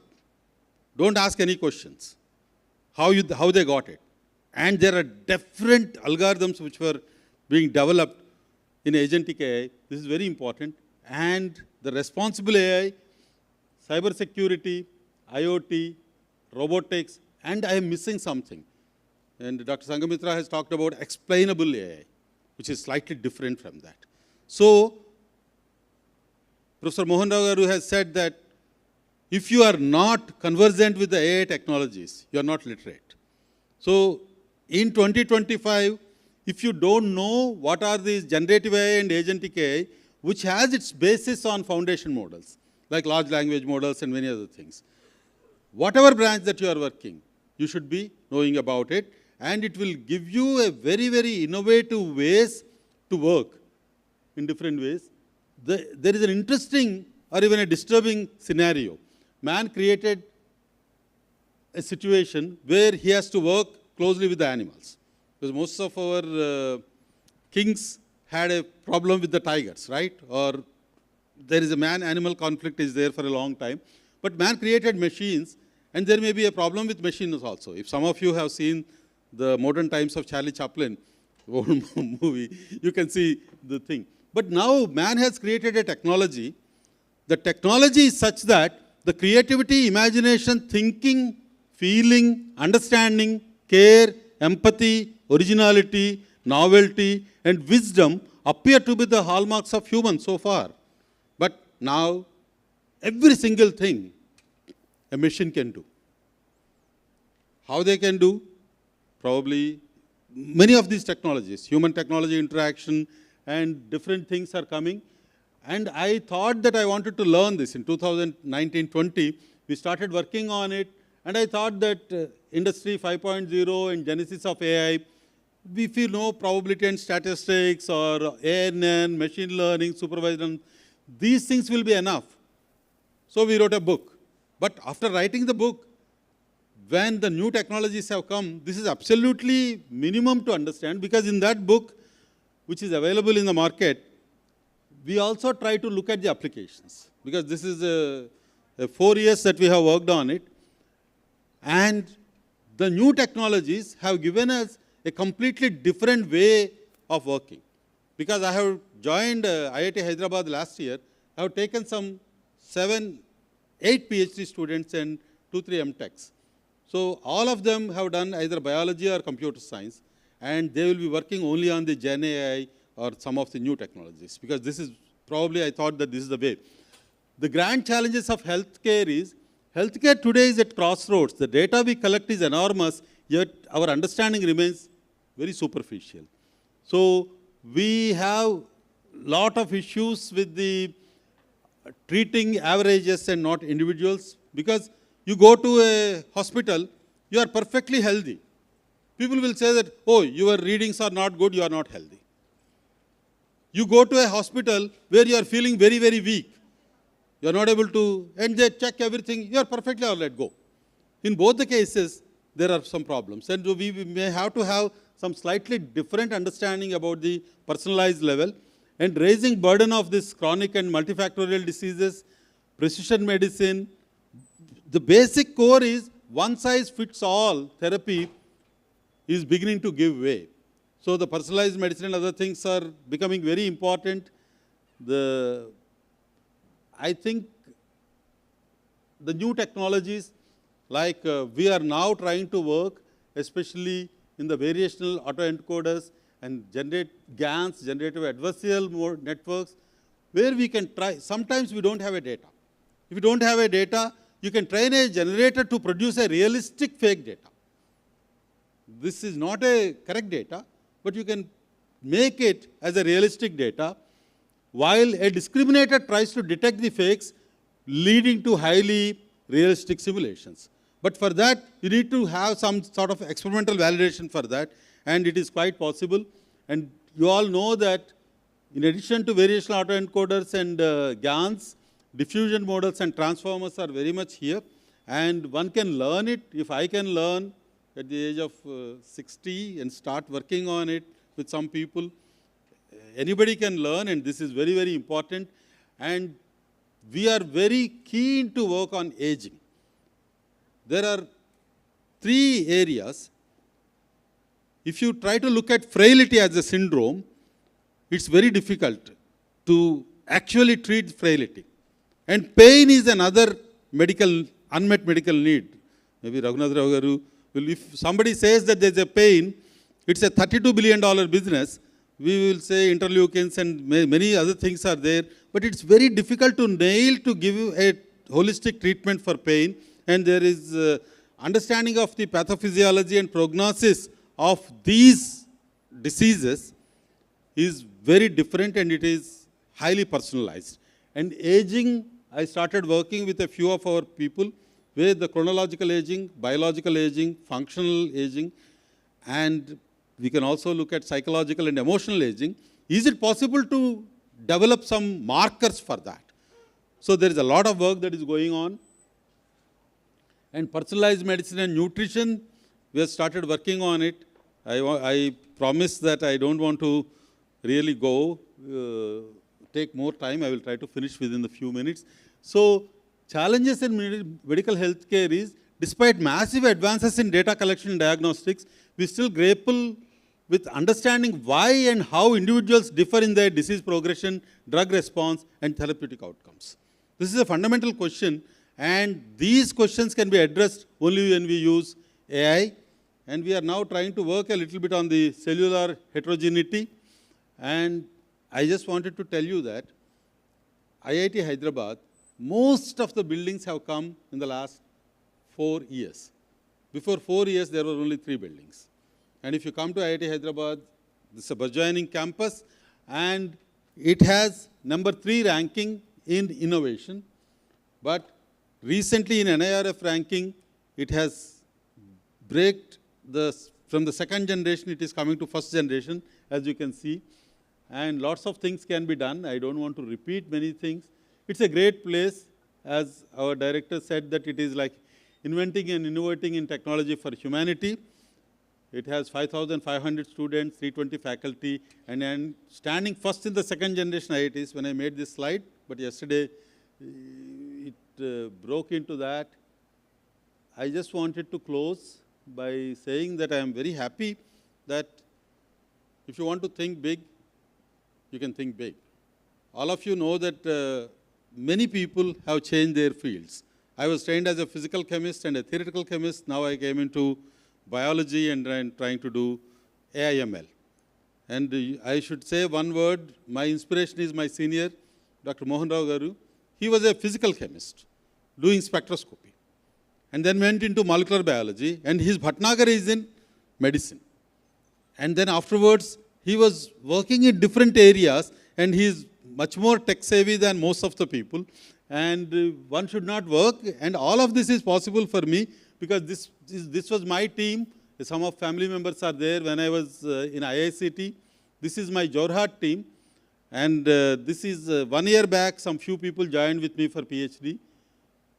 And this is the current, I have a good number of PhD students. And if some of you have observed, I put my lab as a 5th paradigm lab.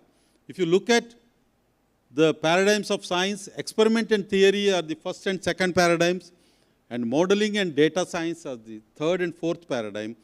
5th paradigm is nothing but human technology interaction, and we will have to see that if something can be done by a machine or a chatbot, you let it do it. And what technology cannot do it, you do it with human intelligence. It is my quest is the progress of adopting technology is highest when you focus on your laziness. So we have a quest to become lazier and lazier and depending on technology, so that whatever that we want to do, let the technology and AI driven things will do it. But you have a choice that either you use the modern technology or you are used by the modern technology.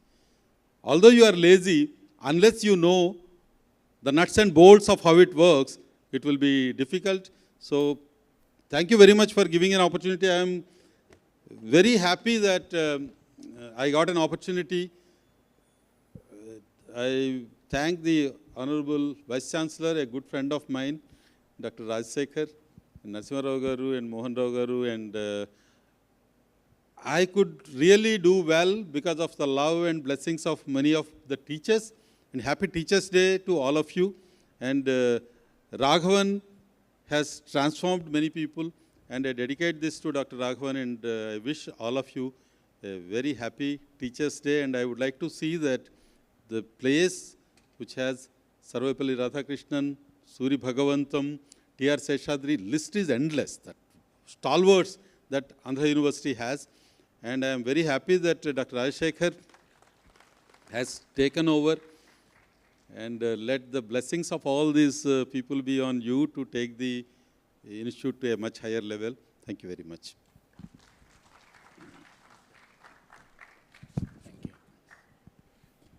Yeah, thank you, Dr. Naraha Sastry. In fact, he has gone too deep into emerging drug discovery techniques. So he also made salient points like similar molecules have a similar properties, question mark. So that need to be probed. And he also mentioned about the need for discovery protocols. Of every drug, we need to have protocol. And he said 100 million discovery for each drug it cost about so, but nowadays it costing about $200 a particular $1 million for particularly inventing a drug. Saliently, importantly, but today for drug discovery or healthcare sector, we need a AI. Everybody talks about AI. What is AI actually?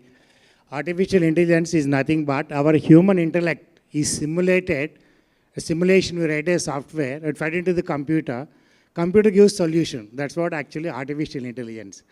Artificial intelligence doesn't do anything. Our human intellect is simulated. So the part of the AI is nothing but machine learning. So machine learning algorithms. In fact, we have need to drive a algorithm for each drug discovery, one algorithm.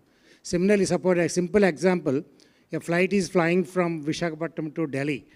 Algorithm is fed into computer, so entire route is mapped into the algorithm. So pilot need not do anything.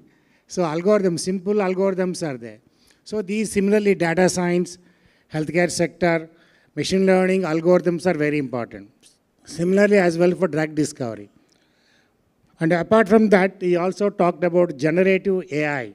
So now it is important that even for common man, he wants to know about generative AI. Suppose a particular drug, you want to know about that intricacies, you give a generative AI into the computer, in Google search, you can able to get the intricacies of the particular drug composition, lifespan, cost, availability, all that. So this AI for industry 5.0. Till now, actually, industry 4.0, so being used for manufacturing, healthcare, drug discovery, many of the application, agriculture sector, this industry 4.5 is used till now. Particularly, we are using supercomputing and high-performance computing for all these activities. But now, artificial intelligence has overtaken all this, particularly supercomputing, high-performance computing. So then similarly, another important point he mentioned about, Dr. Mohanrao mentioned that average age span has come to 74 years now. Earlier it was around 50 years, 52 or so. Now 74. In fact, Japanese, many universities are working on how to improve the lifespan of the people. So they say it can increase up to 100 years. So AI for aging, there are a lot of research is done, Tokyo University, other universities. I think we need to explore these, how to improve the aging using artificial intelligence in the years to come. So I would like to compliment Dr. Narahari Shastri for taking time, even though we are restricted him to speak only 30 minutes because of paucity of the time. So thank you very much. I would like to thank the organizers for giving me opportunity to preside over this particular session. Thank you very much.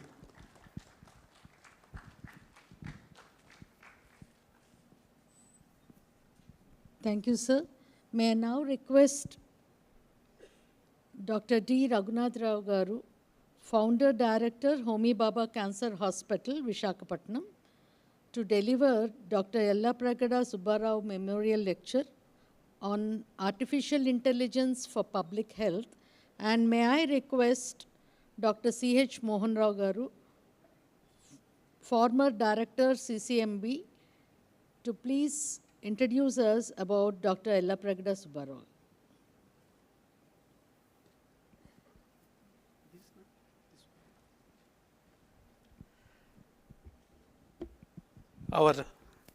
Our next talk is on the medical aspect of it, and this is a Dr. Yellapragada Memorial Lecture, Yellapragada Subbarao Memorial Lecture, which will be delivered by Dr. Raghunath Rao. I was asked to speak about Yellapragada Subbarao, that I will do, but Dr. Raghunath Rao is a very, very well-known oncologist, and he has much to do with your city. He has established a comprehensive cancer hospital at Visakhapatnam for the Tata Memorial Hospital, Mumbai, under the Department of Atomic Energy. I think he was here in Vizag from 2013 to March 2020, setting up this hospital. That's one of the major contributions that he has made to this city. And of course, he has many, many awards, but one of the most important award is a Dr. B.C. Roy National Award, won the best for excellence in promotion of oncology by Medical Council of India. And he will give the lecture, so you will know the oncology and his expertise in that area. Yellapagada Subbarao is again from nearby this area. He is a fantastic scientist. Yellapagada Subbarao's life is a story of brilliance, resilience, and selfless dedication to the mankind. Many of you, if anybody is biology person here, you would know the word ATP, adenosine triphosphate. And adenosine triphosphate discovery is credited to him. Also, antibiotic called aromycin is also credited to him. And methotrexate, anti-cancer drug, is also credited to him. Although these are credited to him, there is a lot of controversy about many of these things. There are many anecdotes which I read about Dr. Yellapagada Subbarao. He seems to be having two different minds. Apparently, he left his home very early in his life to make money, but he did not succeed there. Then he also wanted to join a monastery to become sannyasin, but that was not allowed by his parents, so he did not do that. So one side earning money, one side becoming a sannyasin, and then one of the places he said something, I quote, I must win a name in the world, the only word, then only I would be worthwhile.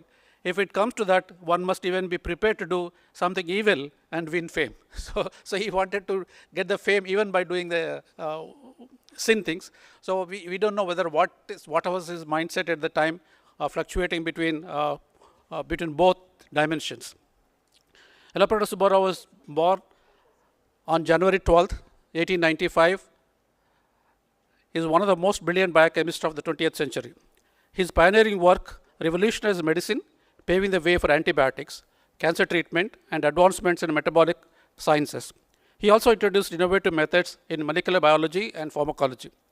Yellapagada Subbarao was born in Bhimavaram, a small town in Andhra Pradesh, India, born into a family with modest means. He struggled with the poverty but excelled in academically. At Taylor College in Narsapur, he showed a natural inclination towards science, a fascination that would later define his life. Subbarao joined Presidency College at Madras and completed a bachelor degree in science.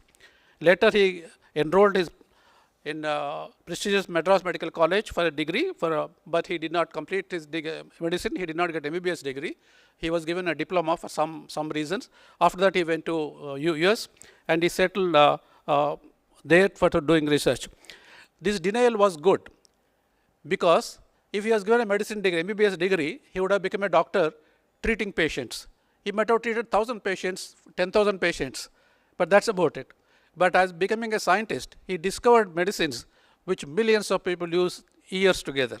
So that's, I think, in a sense, the denial was a critical moment in his life as it diverted his path from clinical practice to scientific research.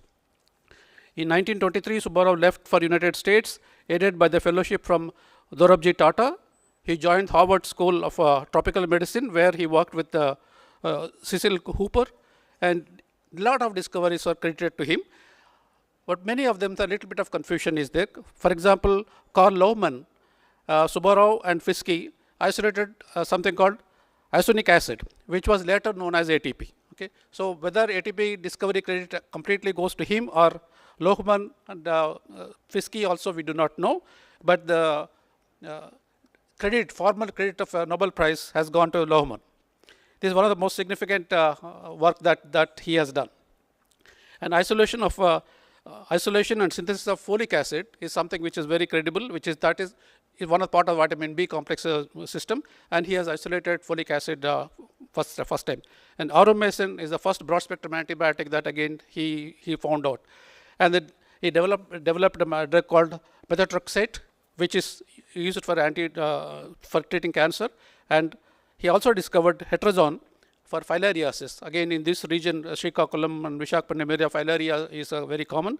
His drug, heterazone, is being used for filariasis. And he also did a lot of research in vitamins. So there was a lot of, as I mentioned, there were many confusions of his recognition. At Harvard, despite his groundbreaking work, he was denied permanent faculty position. First of all, he was not given a medicine degree, MBBS degree in Madras, and in Harvard, he was not given a faculty position for a long time. and he was also not given authorship in many papers and patents. Despite that, of course, he continued and he carried out excellent work.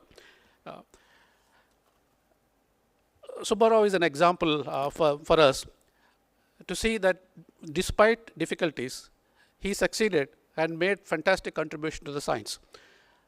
And the drugs that he discovered very long time ago are being used even now today. Okay? That means they are very, very important drugs. And his role as a both biochemist as well as a organic chemist, where synthesizing part of it was taken care, is very, very, very, very appreciated. Okay?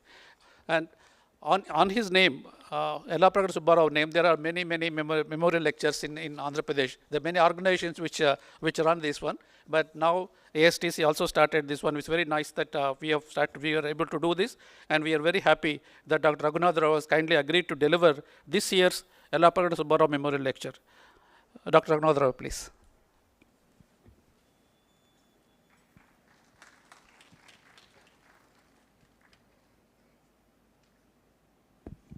Thank you very much, sir.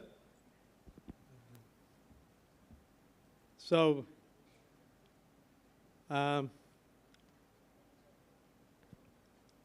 why do I qualify to talk to you about anything called artificial intelligence? I'm basically a clinician. My original and still my passion is clinical research. So you discover a drug, I'll tell you whether it will make it or you will go into that valley of death. So that is my job. So in year 2023, 2020, I retired from the Homi Baba Cancer Hospital, having served beyond my retirement age. So I wanted to get back to academics very quickly. So one fine morning, the commissioner from the Telangana, Arogyasri, wanted me to evaluate and tell whether the newly discovered drugs are worth investing in, whether they really make a difference in people's lives. So I went ahead and did a large amount of analysis over the next 3 months and made a presentation to her of how drugs are evaluated not for their efficacy but effectiveness, or what we call, as some of you may know, what is QALY, Q-A-L-Y. So how many years of life can it save if I spend $50,000 per year on a drug? Something like that. So I went through all the guidelines which are used by Japan, by Australia, by New Zealand, by European Union, by the UK, and of course recently the American Society of Clinical Oncology, on how cancer drugs are actually evaluated for their effectiveness, not efficacy. Efficacy is the one which gets you a license to market the drug. But effectiveness is completely different from efficacy. So after I finished this presentation, she gave me about 3 hours to do that and patiently sat through the whole thing. And finally, the commissioner said, "What are you doing nowadays?" So I said, "No, I'm not doing much. I do this sort of analysis apart from reviewing for journals." So she said, "Why don't you move over to Hyderabad, and we need a professor to run the DM course. Without the professor, the students can't take the exam." So they admitted the students, but their own professor retired. And so she asked me to take over. So when I moved over, I was very curious of how else I could occupy. All the faculty there are my own students. So they would not allow me to see too many students. They said, "If we have a problem, we'll come to you. You just sit in your room and we'll let you know." So at that time, I got into this postgraduate certificate course in digital health. I was very curious about what this digital health and artificial intelligence is. So I am their oldest student to earn a certificate course from IIM Raipur. They were shocked to find that somebody who is as old as this wants to actually do this degree. So I did it, and it was worthwhile doing it. I learned everything which Professor Narahar Shastri has taught you or told you. So every single one of them from the experts in the world, they teach you on the course. I finished the course with honors. And of course, then the IIM Raipur asked me to see if I was willing to edit a magazine for them, a journal, to be frank. They have a magazine already, so they said, we want to start a journal, so would you be willing to edit a journal? So our first issue will be launched on September 19th this year. Let us hope that it is worthwhile reading. So I already knew a lot about personalized medicine. I told you I did subspecialized in the clinical research process. But even in the clinical research process, I subspecialized in first-in-man kind of studies. Unlike volunteer studies, where you can give a drug to a volunteer, I have an antacid. I want to see whether it matches to a world standard or a set standard. I want to get a license. I can call a couple of people, give them and study what happens to their pH. So I draw their gastric fluid and study their pH. But you can't do that with cancer drugs, because cancer drugs can kill people. If I give it to normal people, two things can happen. It can kill the person. Second, it can induce a cancer. So cancer drugs are never, ever given to a volunteer. They're done only in patients with cancer. So I did a large amount of time, and in fact, I spent 5 years in Oxford learning only early phase clinical trials, and that's what I subspecialized in. So I was already very familiar with that, but I wanted to see how it can translate into public health. There is something which you as an individual would like to as your health, but as a society, is it different in any way? So it is, of course, it is still preventing disease and prolonging life, as some of you want to have a prolonged life. I don't know. The longer you live, the greater is your chance that your chromosomes will grow havoc and all sorts of diseases start up, and promoting health through organized efforts of the society. So it's an overall promotion of health. So it's important to understand that health has many dimensions, and one dimension is, the biggest dimension seems to be public health. So we focus here on entire populations instead of individual patients. The idea is that I want my whole population or everybody living in my state or in my country to be healthy. So of course, these are the key activities. I will go to them a little bit. But why digital health?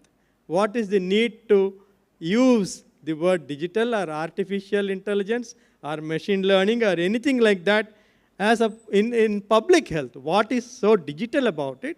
So it simply incorporates new digital concepts and tools.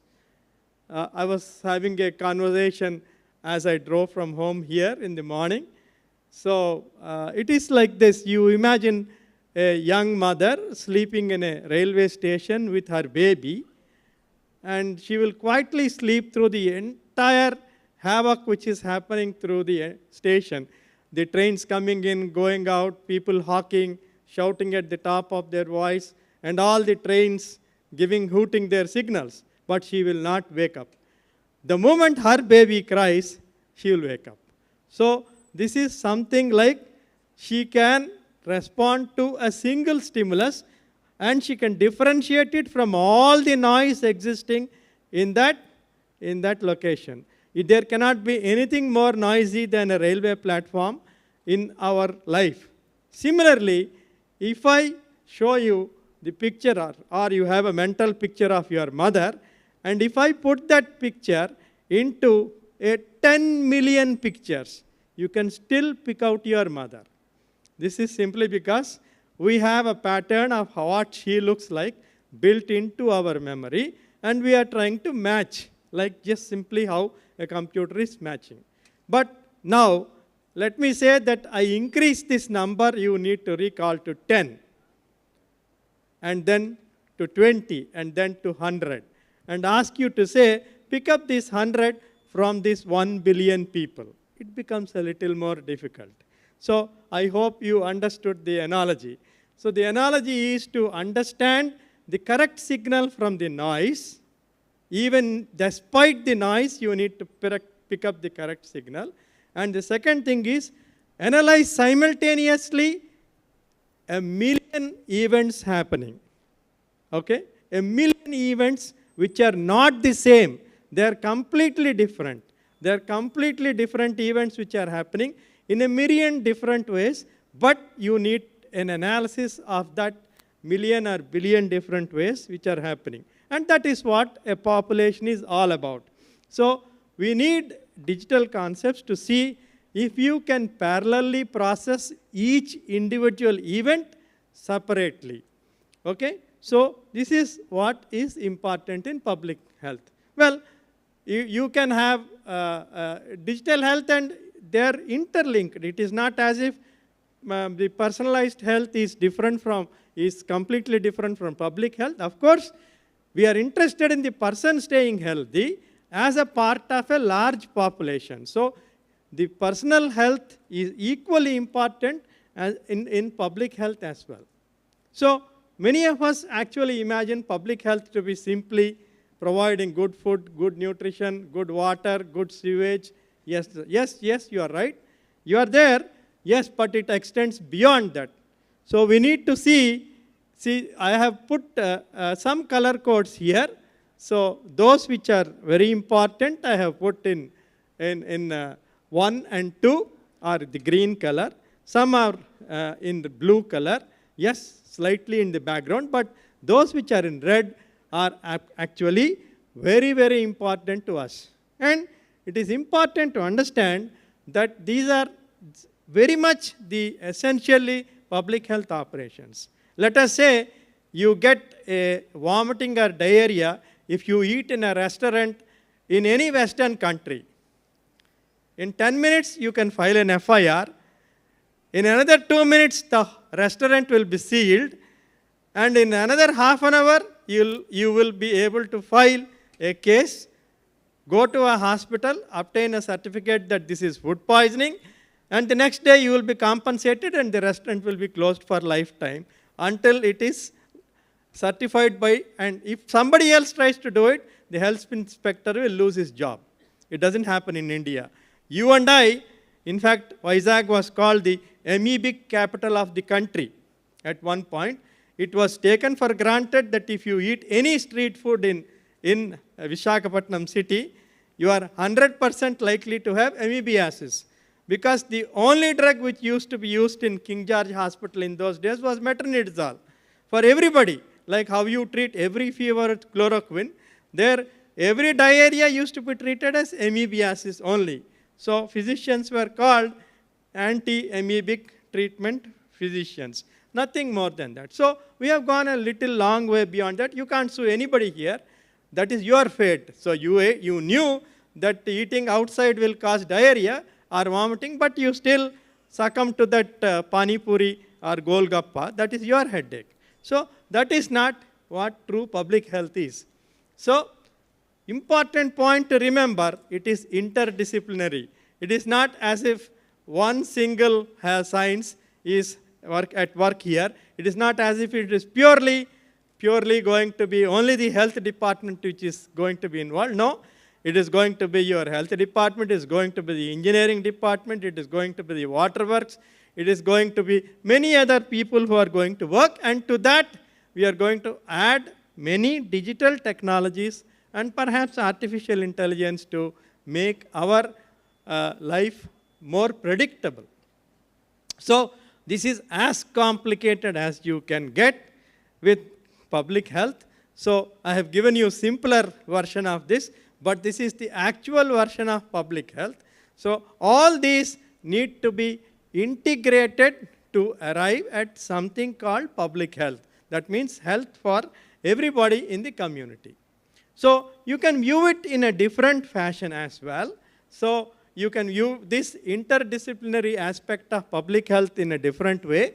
That is, you can actually use it as universities, laboratories, and research institutes, contributing to setting very good standards of what is to be done for public health.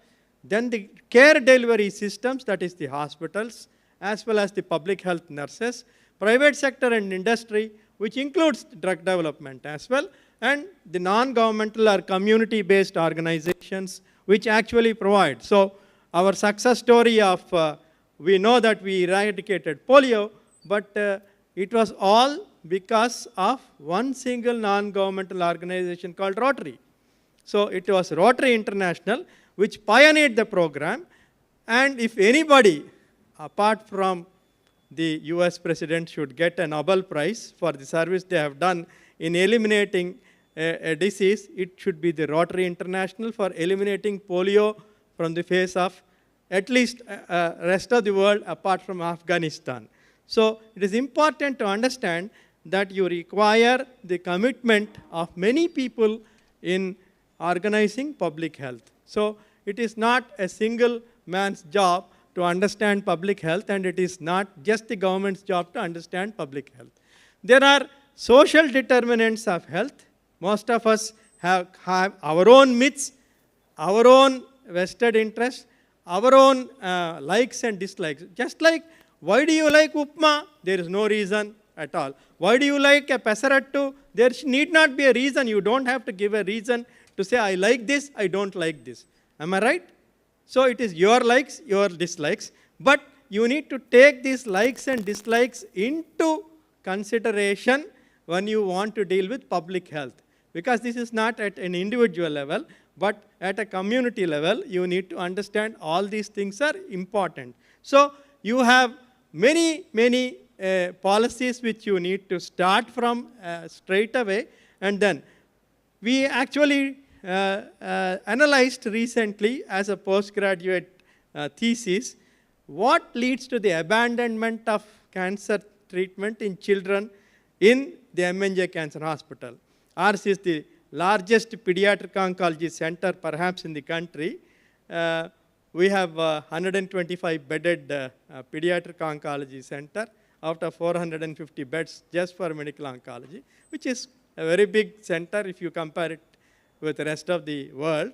So but about 25% of our children never continue beyond the first course of treatment. So there are many reasons why they don't continue the treatment. Most compelling reason is economic reasons. We provide them food, we give them accommodation, we provide food to the family, we continue the rations throughout their treatment, and 4 months beyond that. Rations not for the child, we give rations for the entire family. Most people don't know this. And of course we give their TADA and we take care of their clothing, etc., etc., etc. But still the child is abandoned. A very simple reason. Let us say the wife is, or the mother is looking after the kid in the hospital. The mother-in-law gets another wife for the husband. Okay, says, that lady will be tied up with the treatment of the child for the next 6 to 9 months. This fellow needs to screw a woman every alternate day, so let us get him a new wife. And this is the reason she will give. My son will start wandering if I don't give him a wife, so I will get a new wife. This is the fact. The next fact, if these people are in the hospital, then rest of the kids at home are neglected and they start begging. So they become beggars, they drift away from the family. So the whole family falls to pieces if the mother is engaged with a small child in a hospital for the next 4 to 6 months. So the problem with them is, this is not their problem, it is your problem. You have created a protocol or a chemotherapy protocol which insists on this child remaining in a hospital in an unknown, unfamiliar, very distressing city for a person coming from a remote area like Adilabad or Nirmal. Okay, this is important for us to understand. So we need to understand that you may have the best protocol in the world which ensures a cure for everybody, but if it goes beyond a certain time, it is pretty useless as far as the family is concerned. So we make many promises, like the great promise which our Prime Minister made in the for 2023 elections, that every girl in this country is going to be vaccinated against human papilloma virus if we are brought to power. Well, the vaccine people discovered the vaccine just like how COVID was discovered by Bharat, Biotech. Like Serum Institute of India brought the first HPV vaccine to India. Unfortunately, they developed a gender bias. Many people have this, even learned people, even doctors do not know that the human papilloma virus does not know the difference between a boy and a girl, a man and a woman. Is there any virus in the world which is gender specific? Is there any bacterium in the world which is gender specific? No. It is a stupid concept. So the concept is that since only women get cervical cancer from HPV, so they should be vaccinated. What you did not educate the politician, the legislator, the lay public is papillomaviruses cause more than 100 different diseases, out of which 6 are cancers, out of which both men and women can also get cancer, and both will transmit the virus. So you can get a penile cancer, an anal cancer, a oropharyngeal cancer, both in men also, and you will get a vulval, vaginal, cervical cancer and an oropharyngeal cancer in a woman. So the vaccine is for both the genders, and it will prevent, one vaccine will prevent 6 cancers. Tell me any vaccine in the world which can prevent 6 diseases. It's impossible to raise a vaccine like that. But here is something which he promised but never delivered, simply because the state said, you promised, so you give the funding for the vaccine. Simple. If the center had not funded the COVID vaccine for free, how many people in India do you think would have taken the COVID vaccine? Any estimate? The estimate is 1% would have taken the vaccine. Did you know that? So if the COVID vaccine was not given free, it would have been taken by 1% or less of the Indian population. And if the COVID vaccine was not made compulsory, you can't come to work as a policeman if you don't take COVID vaccine. That is what the government said. You can't come to a government office to work if you did not take COVID. So it's a compulsion. So that is why they took it. Nothing more than that. So it's important to understand that there are many dimensions on which we need to work. What is the advantage of using digital technology? Yes, you can use it for data processing. You can use it for pattern recognition. Yes. For example, we were talking about space technology. You'll be surprised to know we can use the same technology. We use the same technology to trace contact tracing in COVID. Most of you would have had an app in which it will tell you what is your location. Put on your GPS. Once you put on your GPS, it can locate and tell you there are so many patients of COVID around you, and so you are under a lockdown. You can't move out. You are in the red zone, you are in the yellow zone, or you are in the green zone. That we did it because of the smartphone technology. So that's a technology which was, I will show you several other technologies which are done by India, and we can have excellent predictive power of what is going to happen, just like how you are going to warn about a cyclone coming in next 4 days or 5 days. You can actually do that using power like this, and you can use automation as well. So we already know that AI plays a very big role in pattern recognition in at least 2 branches of medicine. One is imaging sciences, that is radiology. It can screen a million mammograms and just pick up one mammogram, say, this is abnormal, have a look at it. It won't sign off the report. You will sign off the report, of course, but it will alert you. What did it do? It actually prevented you from unnecessarily wasting your time on 999 normal-looking mammograms, so that you have enough time to spend on that one single mammogram which matters in the life for those 1,000 people. Did you get my point? Same thing it does when you do for a screening program like pap smears. So you do a a 10,000 pap smears, if you physically want a pathologist or a cytologist to screen 10,000 pap smears, it takes roughly 5,000 hours. Did you know that? To screen 10,000 pap smears, it takes 5,000 hours to give. But if you automate it and use AI with a learning tool, all that it will tell you is, since the incidence of an abnormal smear is just 8%, only those 80 of those will be picked up and shown to the cytologist. Rest of them, others all are signed out as normal.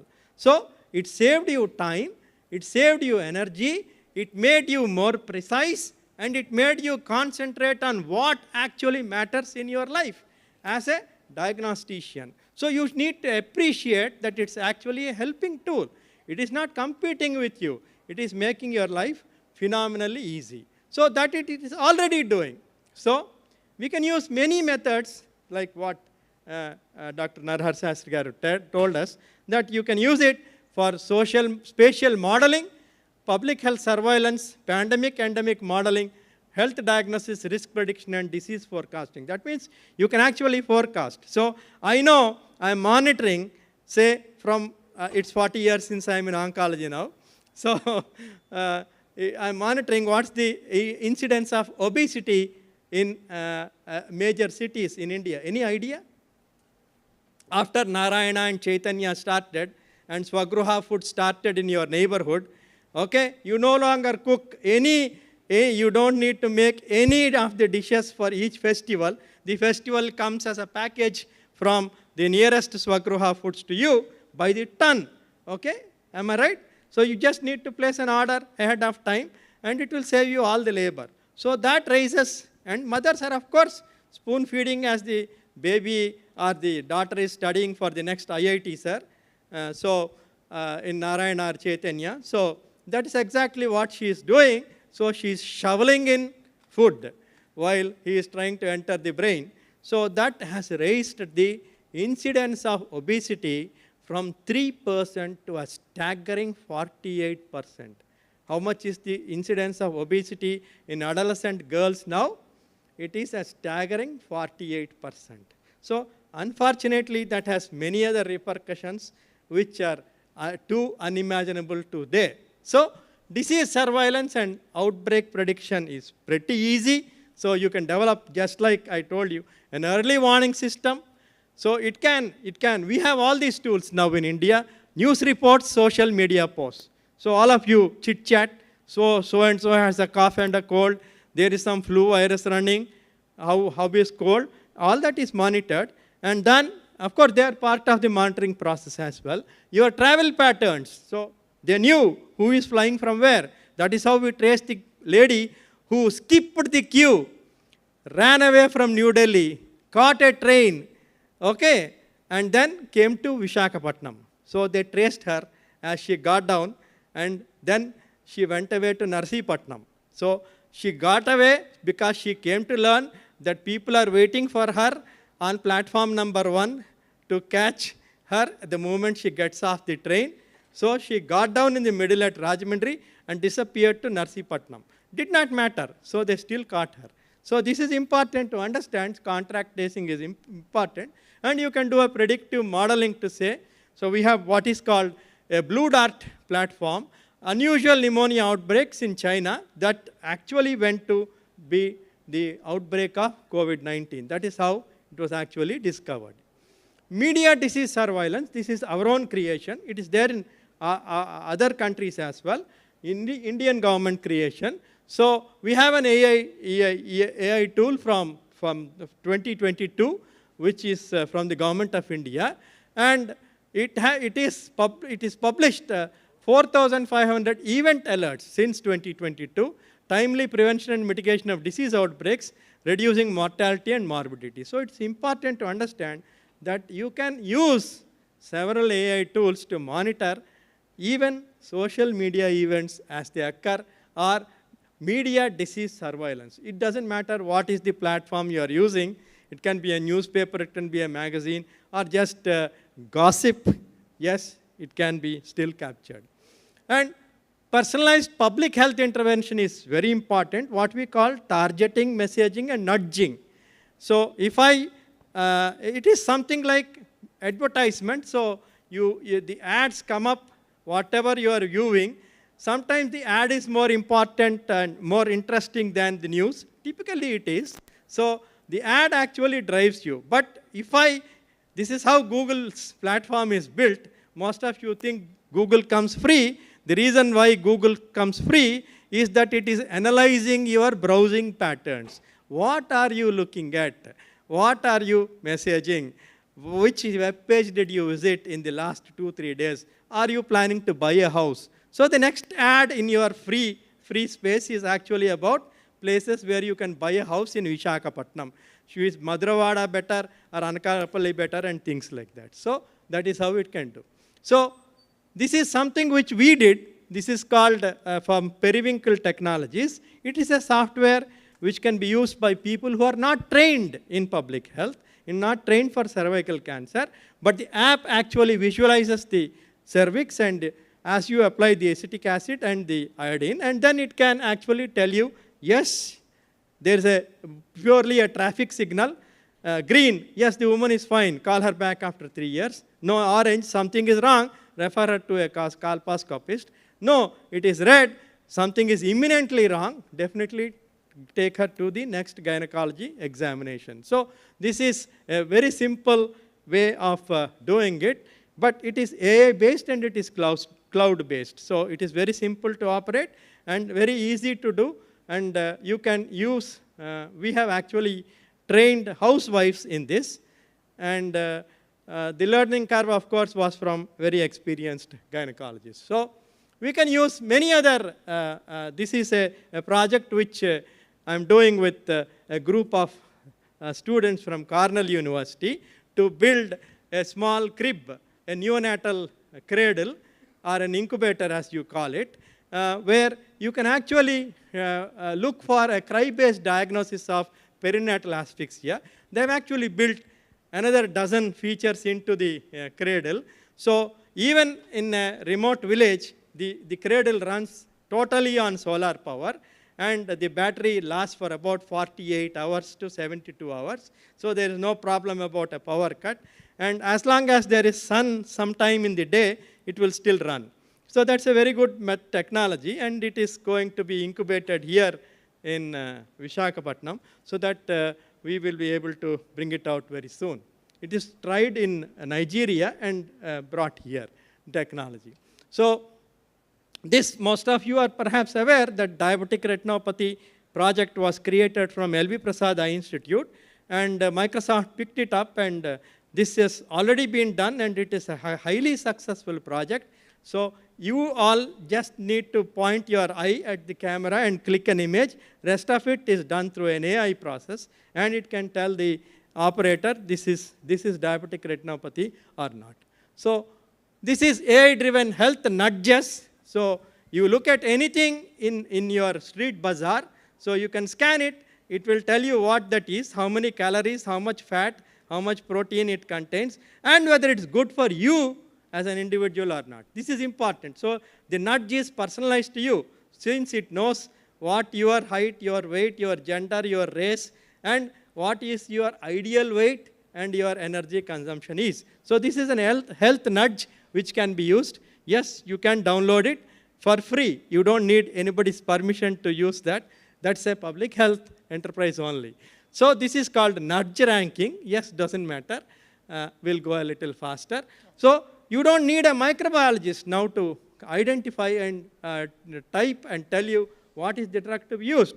So you point out your smartphone at that colony of growing bugs on a plate, and it can give you, this is a microbiology lab in your pocket. So you can actually tell everything. It can measure, it can interpret, and it can generate results in no time that this is the bug which is growing in your urine or in your blood. So there are many ways of using surveillance. I will quickly pass through them.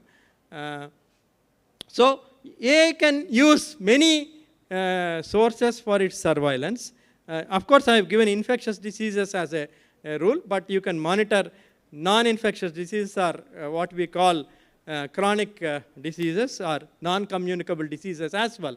So these are early warning systems. We have all the 3 early warning systems in our country. Yes, we can use all the 3 early warning systems, and all 3 are phenomenally effective in there. Because the important point to understand is what is the primary input data. So the primary input data has to be very reliable.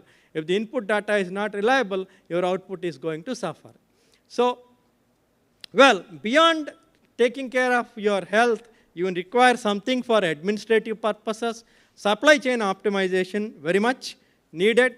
For example, when we were giving dexamethasone as a part of saving patients who are on ventilator during the COVID epidemic, it caused a very bad fungal infection. Most of you know about the black fungus, aspergillosis.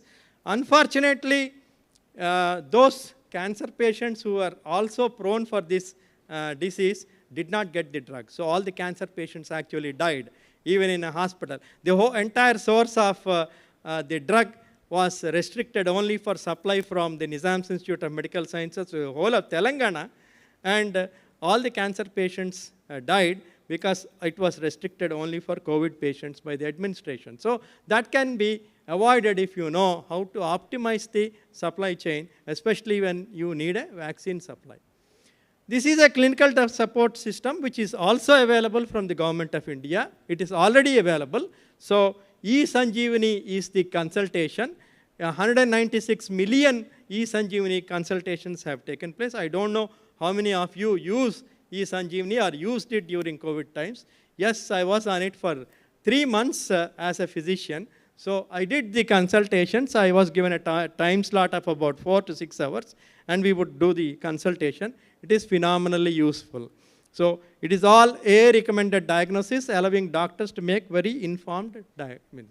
Cough against TB, this is another program of Government of India.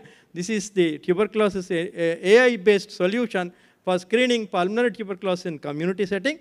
It will actually tell you which patient is most likely to harbor a drug-resistant tuberculosis. This is important to understand. The incidence of drug-resistant tuberculosis is rising. The cost of managing a drug-resistant tuberculosis is about 100 times that of managing an ordinary tuberculosis patient. And drug-resistant tuberculosis is typically fatal. It is not very easy to cure. So this is the same thing as part of that only. And these are all the other initiatives which are available. So you can have ioncology.ai. And NITI Aayog, of course, is automating solutions for early detection of diabetic retinopathy. Biomedical research and ethical guidelines need to be formulated. So most of you are very much aware. Most of you feel that a machine can make mistakes and it can cost you a life. But to be very frank, it is the reverse. 60% of the deaths which occur in a hospital are medical mistakes. Okay? So somebody has not heeded a warning, and so the patient died. But if you employ AI, the incidence of deaths from medical negligence can come down to 2%. So this is a proven track record. So it is very useful to understand that. Yes, there are many challenges, and you need to be able to develop a workforce which is akin to comfortable using digital health initiatives and artificial intelligence. So I think I can end there. Yeah. So I will end on this, something which was similar to what my other speakers have said. We can't find anything wrong with you, so we are going to treat you for symptom deficit disorder. So if you don't have anything wrong, so we would like to treat you as a person with nothing wrong. Okay? So this is important, equally important to understand. So the way you can differentiate natural intelligence from artificial intelligence is natural intelligence survives, or what a species survives, because it goes against the logic. If you go with the logic, then probably it becomes predictable. If you are illogical, then you will survive as a species. So what differentiates humans from an artificial intelligence is being illogical. Thank you very much for your attention.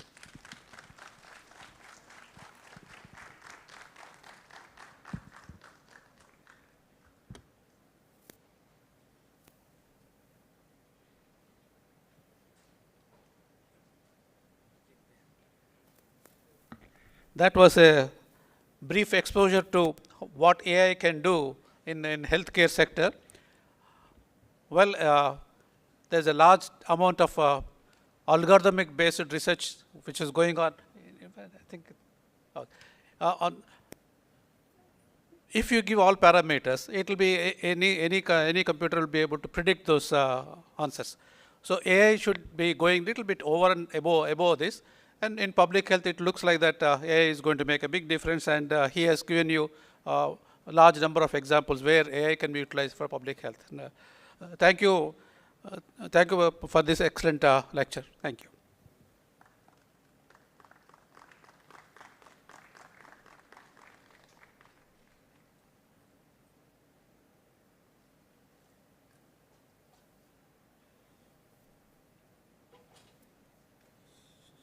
Thank you all for your patience. So we have come to the last lecture for today. So it's my pleasure to invite Dr. V.M. Chowdhury, Group Director, NRSC ISRO, Hyderabad. He's a very good friend of mine, known him for the past 25 years. A best example of R&D academia collaboration. He is a scientist in ISRO, but if you see his CV, you would see his interaction much closely with academia.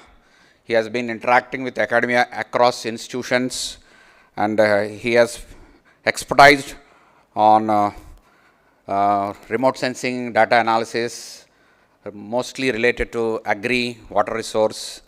So it's my privilege that he is here representing NRSC.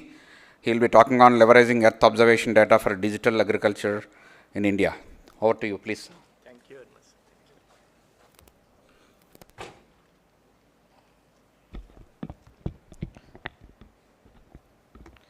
Yeah, good evening to all of you. It was a great evening actually. I was being enriched by lots of knowledge has been luminaries spoke just before me. It was very difficult me to engage you all in an interesting talk. I may not be. So however, when given an opportunity for me to be there to introduce what ISRO is doing in agriculture domain using space technologies. So basically, before coming to agriculture, before coming to what ISRO can do, what in agriculture, what spatial technologies can do, as you know that by 2050, the global population is going to, almost like 9 to 10 billions, and at the same time, Indian population is going to go for almost like 1.7 billion. And then associated, what is required is the food grain production is requirement is almost like 30 to 40% is required.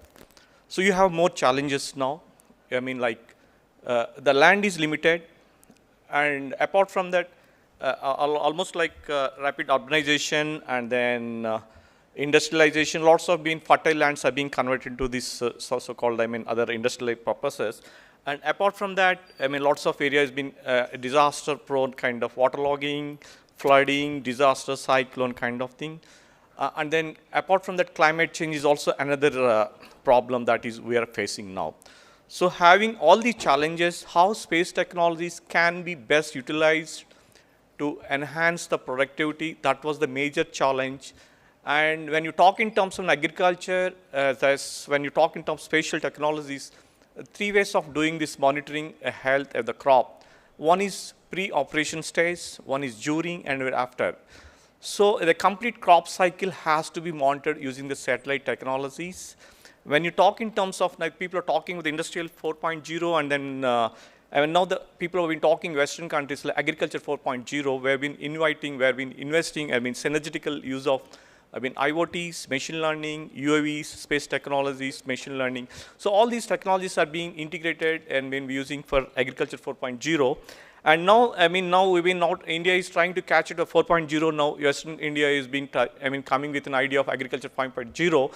where not only the production is the most important, another most important part is sustainability is also needs to be taken into account when you're talking for when agriculture 5.0, the optimal resources to be used, and then how best we can use the space technologies for our purpose. So I just before coming into picture, I just briefly introduce some of the what exactly spatial technologies can do in agriculture domain. Is starting from agriculture area monitoring. That was the preliminary work used to be done earlier days. That was the days just for inventory. Making an inventory using satellite technology was one of the prime objective of earlier days. Now things has gone beyond inventory. It can go for agriculture crop production forecast. Why required? The in-season forecast is most important part for us because any import and export policies are completely being based on this in-season forecast. Suppose a grain, rice grains or wheat or anything is there. Suppose if the government of India wanted to ban wheat export or import just because they wanted to have an idea of in-season forecast.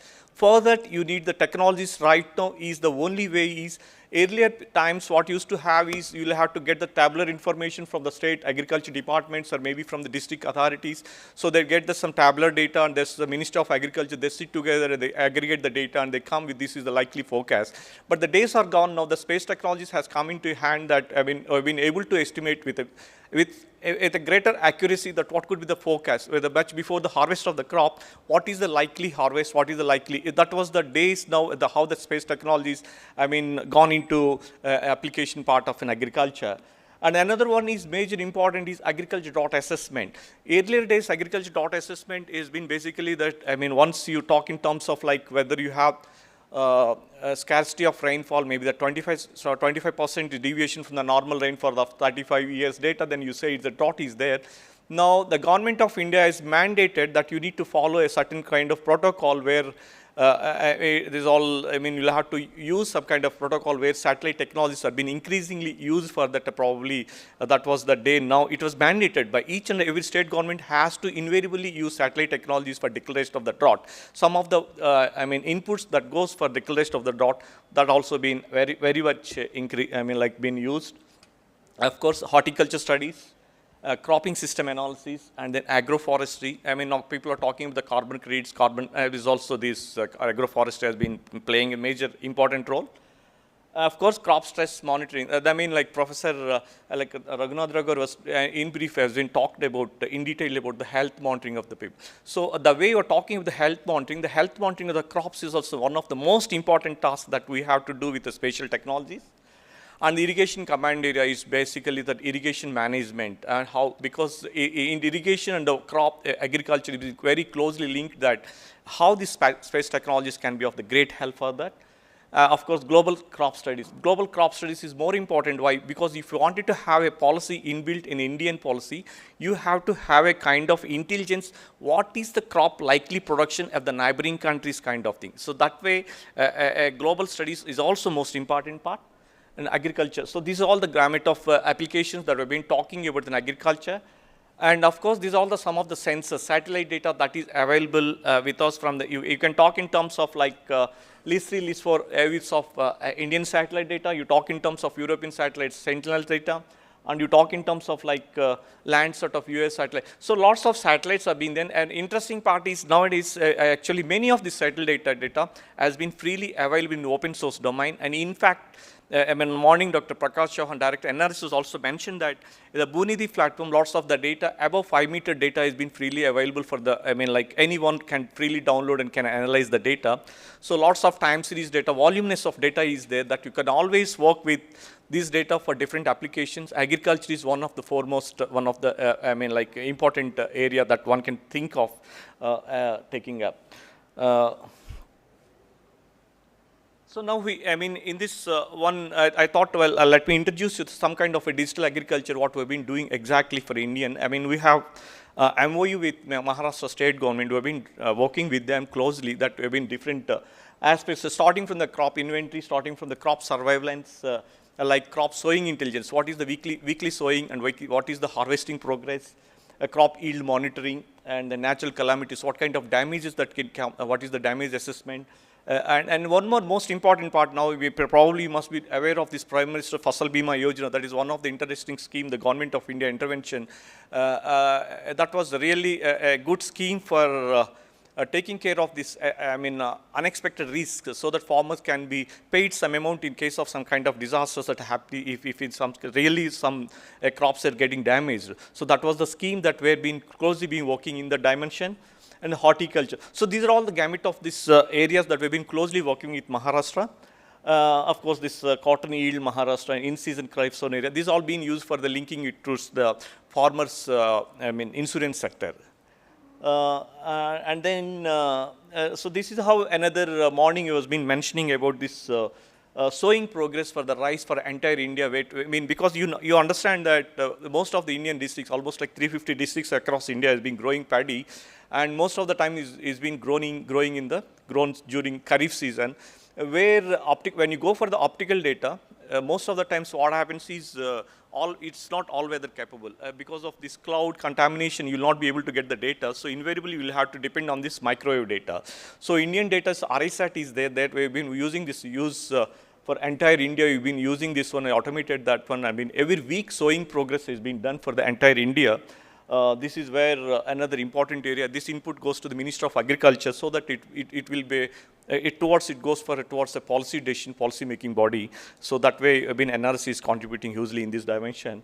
And then if you say it, it's not only in-season cropping at every week. If you can link this one season-wise, the command area-wise, like basin-wise. Suppose if you say here, Godavari basin, every week, this much of the paddy is grown. So how much of water requirement is required, and accordingly, the real-time advisory services and the irrigation department command areas can be, decision-making can be made based on that. This much of paddy area, this much of water requirement, so this much of water can be released. So real-time reservoir management is also been possible using this kind of geospatial technologies.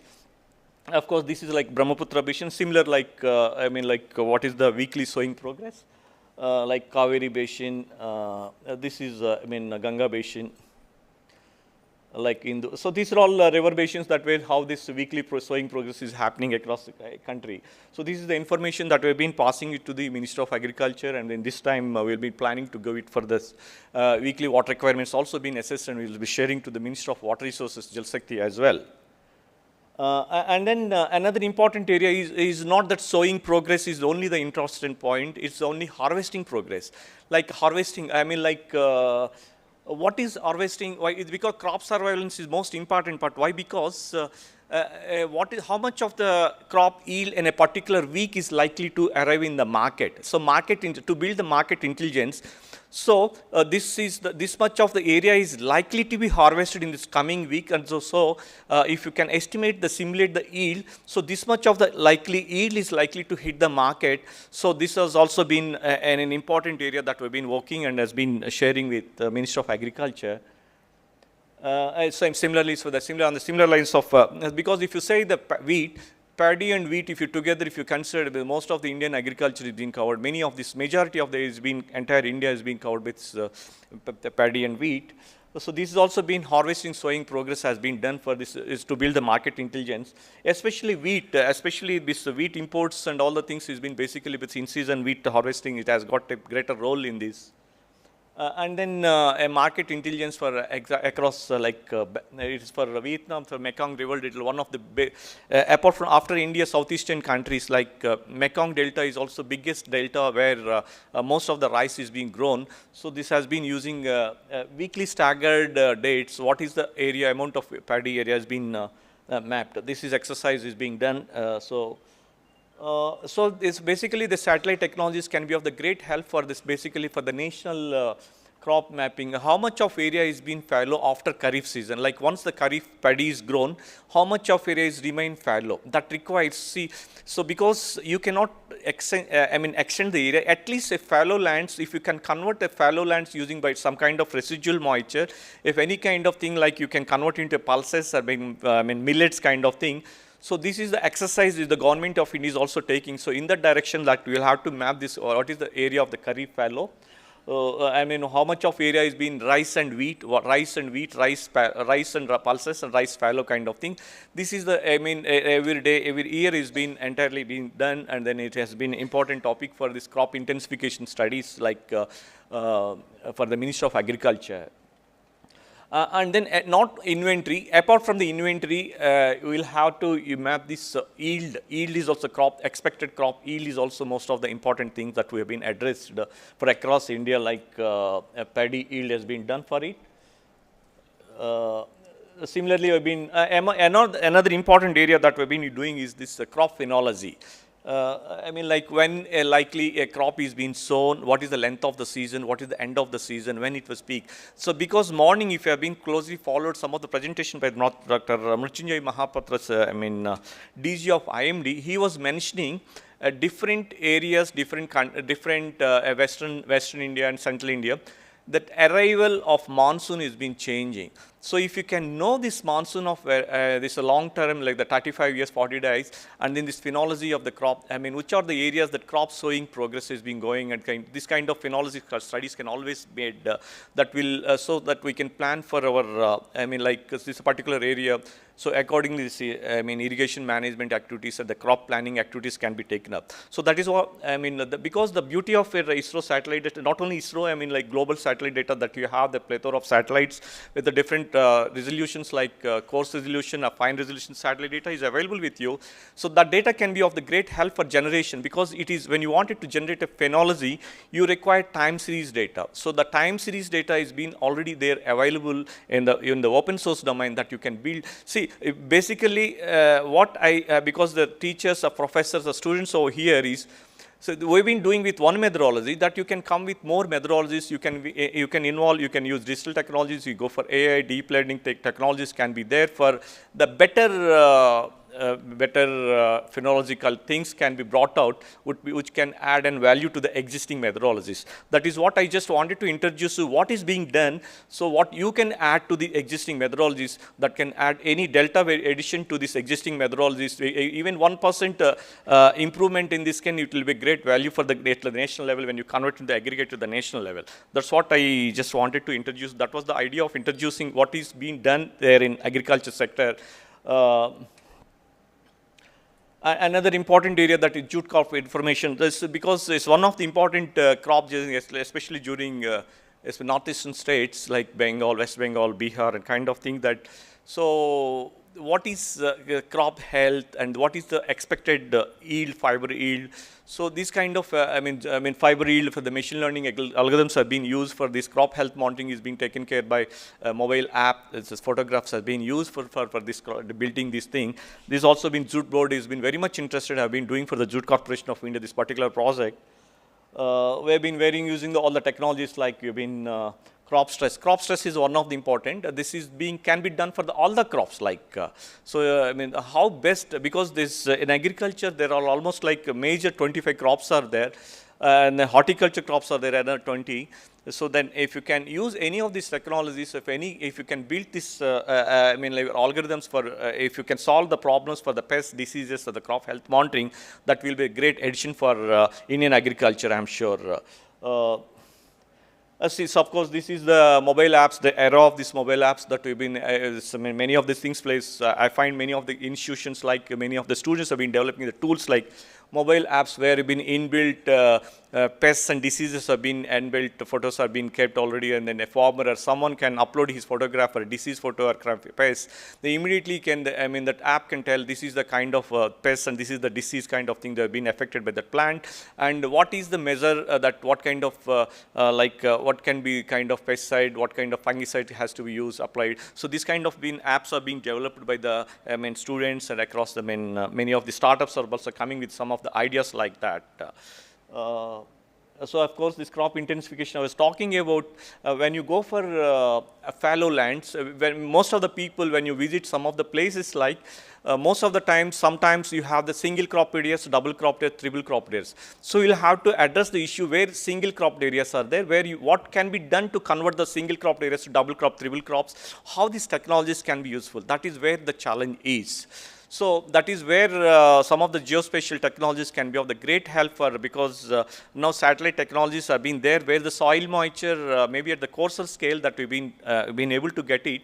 That will be helpful for what kind of crop that can be grown to sustain a crop, what is with the residual moisture, what we have immediately after the Kharif season. So that was the challenge. I mean, like, of course, these are all been some methodologies, like if you wanted to grow for some crop, that what are the suitability criteria has to be built, and the geospatial technologies, you can build the decision rules. Of course, I mean, now I've been talking about the AI ML techniques always can be useful for this alternative crop planning is another important area that one can think of. Of course, like watershed management, probably you must be using it. I mean, probably you must be knowing it. Like land resource development plan, water resource development plan for sustainable water, because some of the watershed concepts are there. Catch the water where it falls. So that was the beauty of this adaptability to climate change. I mean, when you wanted to really convert to this rain-fed agriculture areas to the irrigated areas, that's what alternative land use planning and water resource development plans to be developed. And that was being integrated water management program in India. Even in ISRO, have been continuously mounting, and Mahatma Gandhi MNREGA programs are there across India. I mean, several of these soil conservation measures and water conservation measures are being used, and this NRC was given the responsibility of monitoring all these water conservation structures across India. So that is another important area that where we can, I mean, like to convert these lands, fallow lands into productive lands. This is another important area. I was talking about this drought monitoring, agriculture drought monitoring, because earlier days what happens is there was no a set of protocol is there, because when respect to state government can declare my entire state was drought affected. So this has become a problem with the central and state government. So central government was mandated, if a state government if is supposed to declare a particular area is being declared as drought, so it has to follow certain protocols. It's not simply I cannot define this my area is being affected by drought.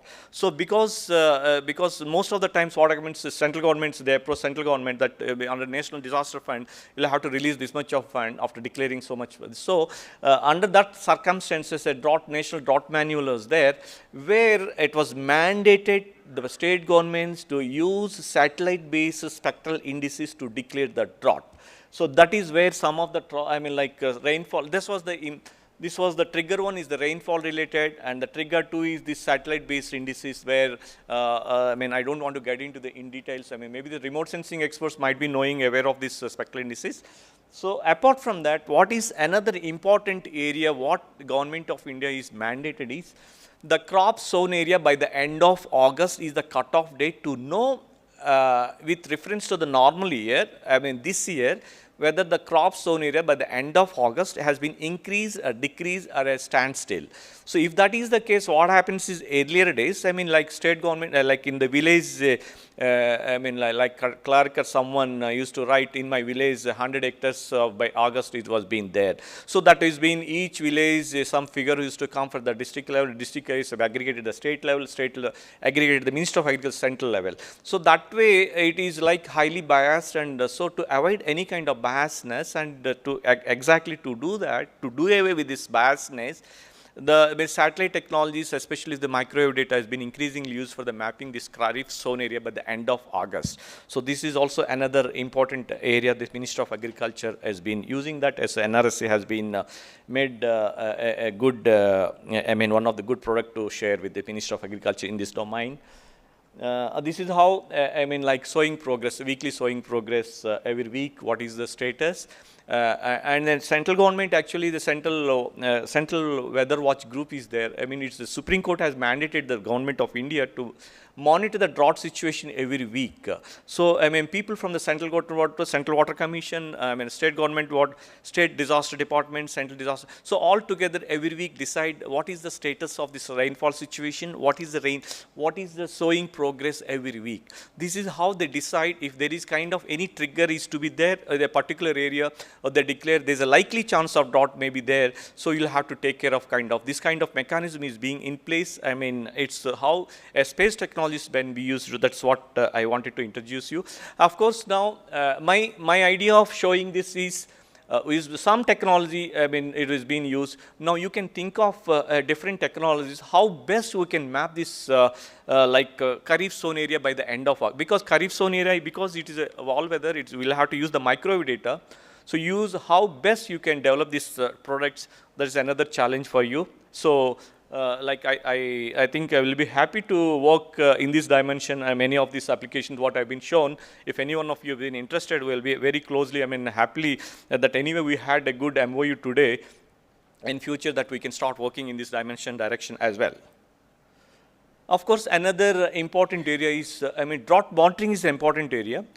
And then precursor, if we can identify the areas which are more vulnerable to the droughts.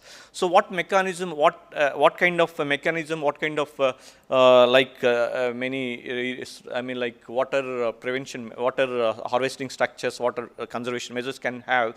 So for that matter, we have this satellite, some of the indicators like you have this NDVA, season maximum NDA, like adaptive index, and then kind of sensitivity index and the expose index kind of things has been, and then entire agriculture drought vulnerability index has been generated for the entire India, so that what kind of measures, which are the areas that prioritize, is a kind of prioritization of areas where we need to focus more. Of course, this is another important, some of the areas where we can do, which are, when you talk in terms of drought, meteorological drought is there, agriculture drought is there, and then hydrological drought is there, which are the areas, which are the places that have been experiencing all three kinds of droughts, any one kind of drought. So accordingly, one can think of taking a precautionary measure to avoid, to meet the challenges because of these kind of droughts.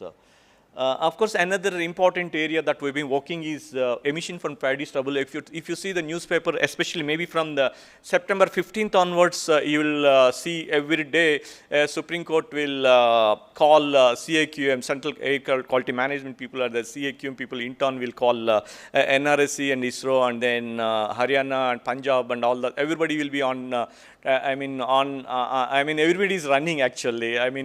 You will September 15th, almost like November 15th, every 2 months, almost like daily fires will be there, especially during the time of your, you say Diwali.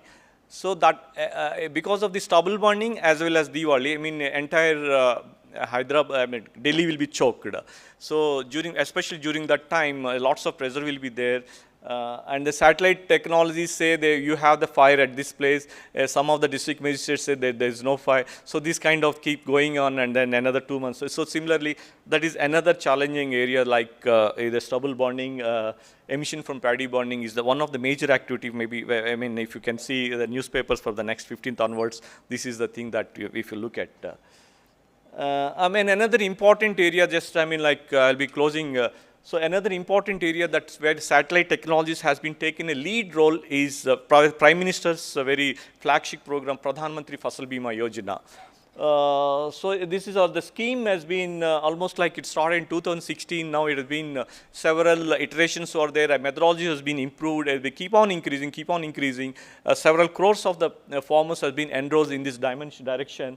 What basically is Prime Minister's, this is basically what is being done is there. It can do optimizing the crop cutting experiments. Earlier days, what is happening, even today, many places, what happens is in India, if a farmer is to be paid or not, because the farmer claims that I lost the crop this season. What is that a farmer, if he says that I have lost the crop, what is the how you justify that, how you say really the farmer has really lost or not. So that is the challenge before government. So what happens is previously crop cutting experiments used to be there. And maybe for the entire district, maybe 4 or 5 they used to conduct.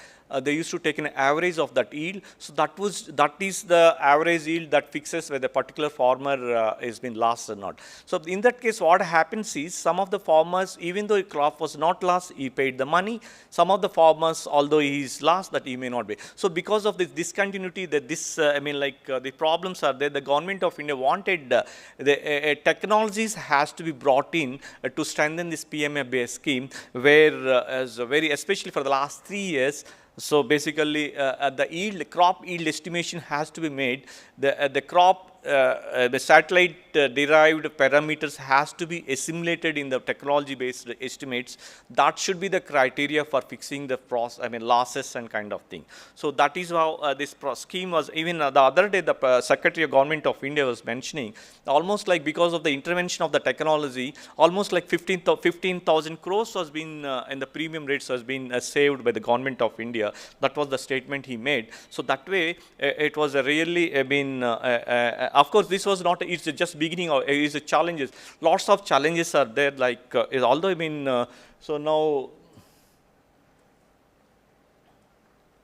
this is, of course, these are all the different methodologies. So what I say is like there are different simulation models are there, AI methods are there, deep learning. So now I mean you can think of taking a sample areas, maybe some districts, the temporal data sets, you can build the models, how best you can improve the methodology for a crop yield estimation that will add an value to. It's not, currently the government is implementing the two crops, the paddy and the wheat. So now you can start increasing this to next, I mean like this time the soybean, and now the future they're planning for the cotton. So there's several other crops are also there. The methodologies has to, there is no end for the number of crops that you can build this number of your methodologies for improving the yield estimation, technology based yield estimation. Of course, these are all, I don't want to get into this machine learning framework and all the things like. Of course, this is the another state where we've been very closely working with this estimation of this machine learning based yield estimation for Madhya Pradesh government. I was another important spatial information, the Jai Urja that we wanted, Minister of Non-Conventional Energy, the conversion of this biomass, left out stubble, how this much of biomass can be converted to energy. So this is another, even now, I mean like if you say energy sector, you just see maize. The maize is an important, ethanol blending is a mandatory in the petrol.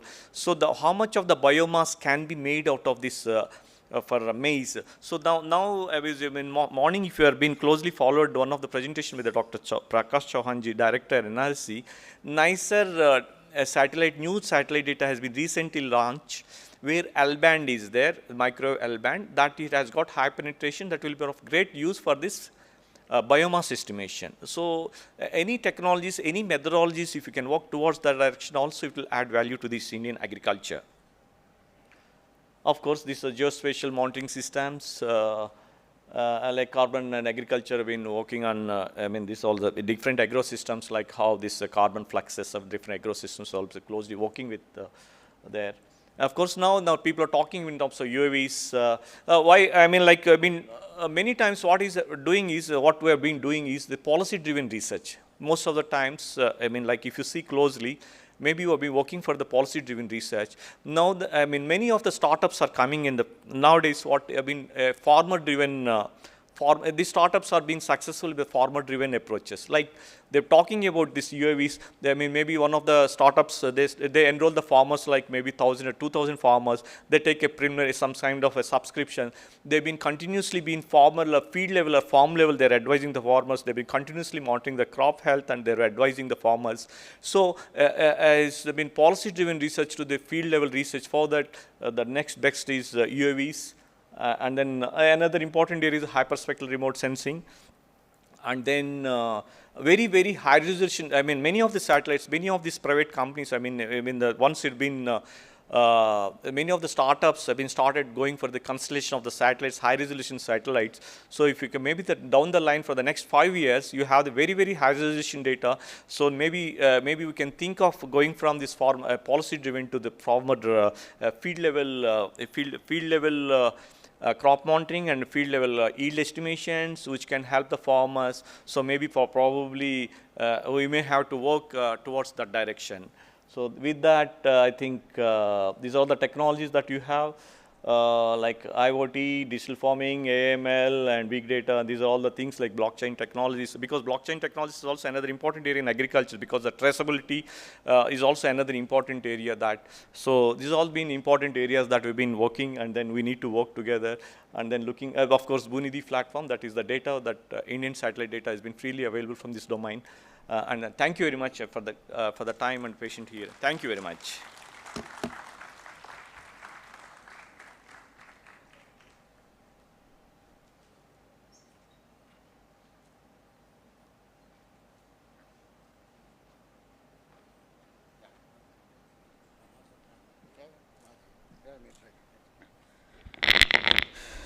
So thank you, Dr. Chowdhury. Thank you very much for exposing the applications of technologies for Indian agriculture, water resource, and crop research. So I take this opportunity to thank all the dignitaries who took their time off to visit and attend this today's conclave. I also take this opportunity to thank each one of the speakers and guests, and also I take this opportunity to thank all the participants who patiently they were available since morning, so that's important. But anyway, numbers may not be important always. Those who are there, they can spread the message. So with that motive, we are moving ahead. So without any responsibility to the participants, on behalf of the institute, on behalf of university, we would like to pen down some documentation of the event and then move forward in the centenary celebrations, how best we can take it further.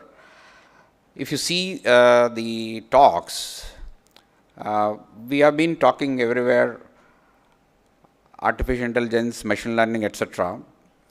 But I think those who are in specific domains, they have been much ahead of times.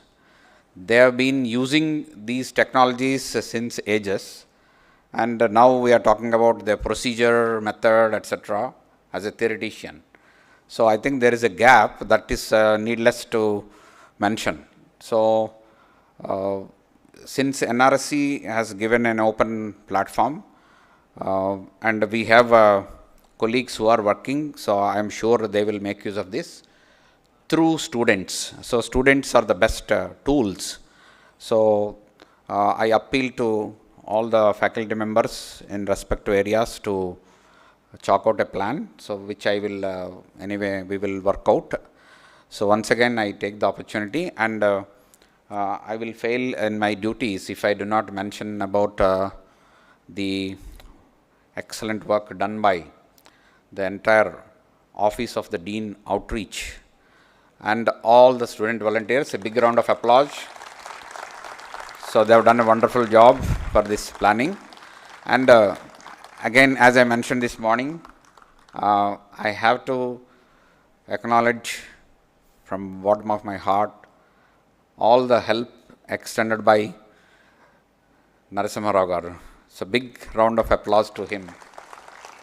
And also Professor Mohan Rao garu for extending this collaboration with Andhra University and making this happen. Thank you very much, sir.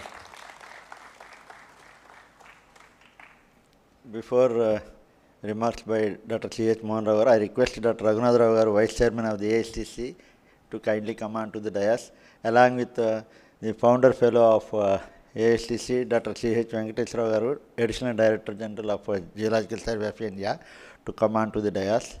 I also request Dean Outreach, Dr. Ramasudha garu, please come.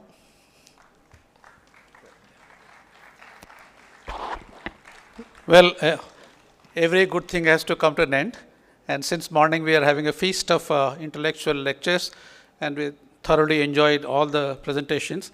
And this time I would like to express my sincere gratitude to the Vice Chancellor, Professor Rajshekhar, for giving us this opportunity to come to Andhra University and conduct the ASTC Academy program.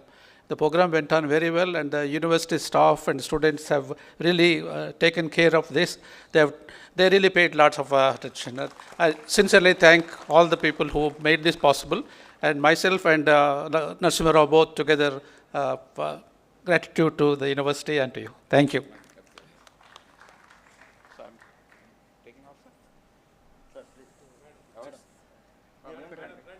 Not from their side. No, from ASTC. From our side. Yeah, from ASTC.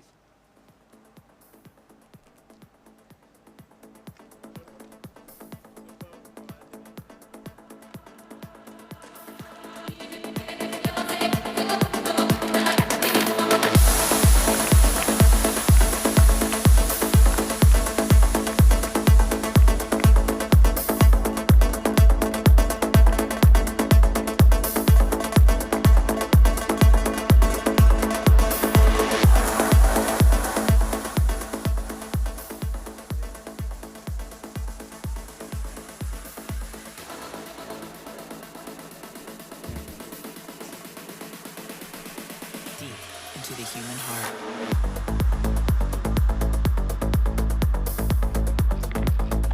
I thank all the participants for staying so long and being here with us today.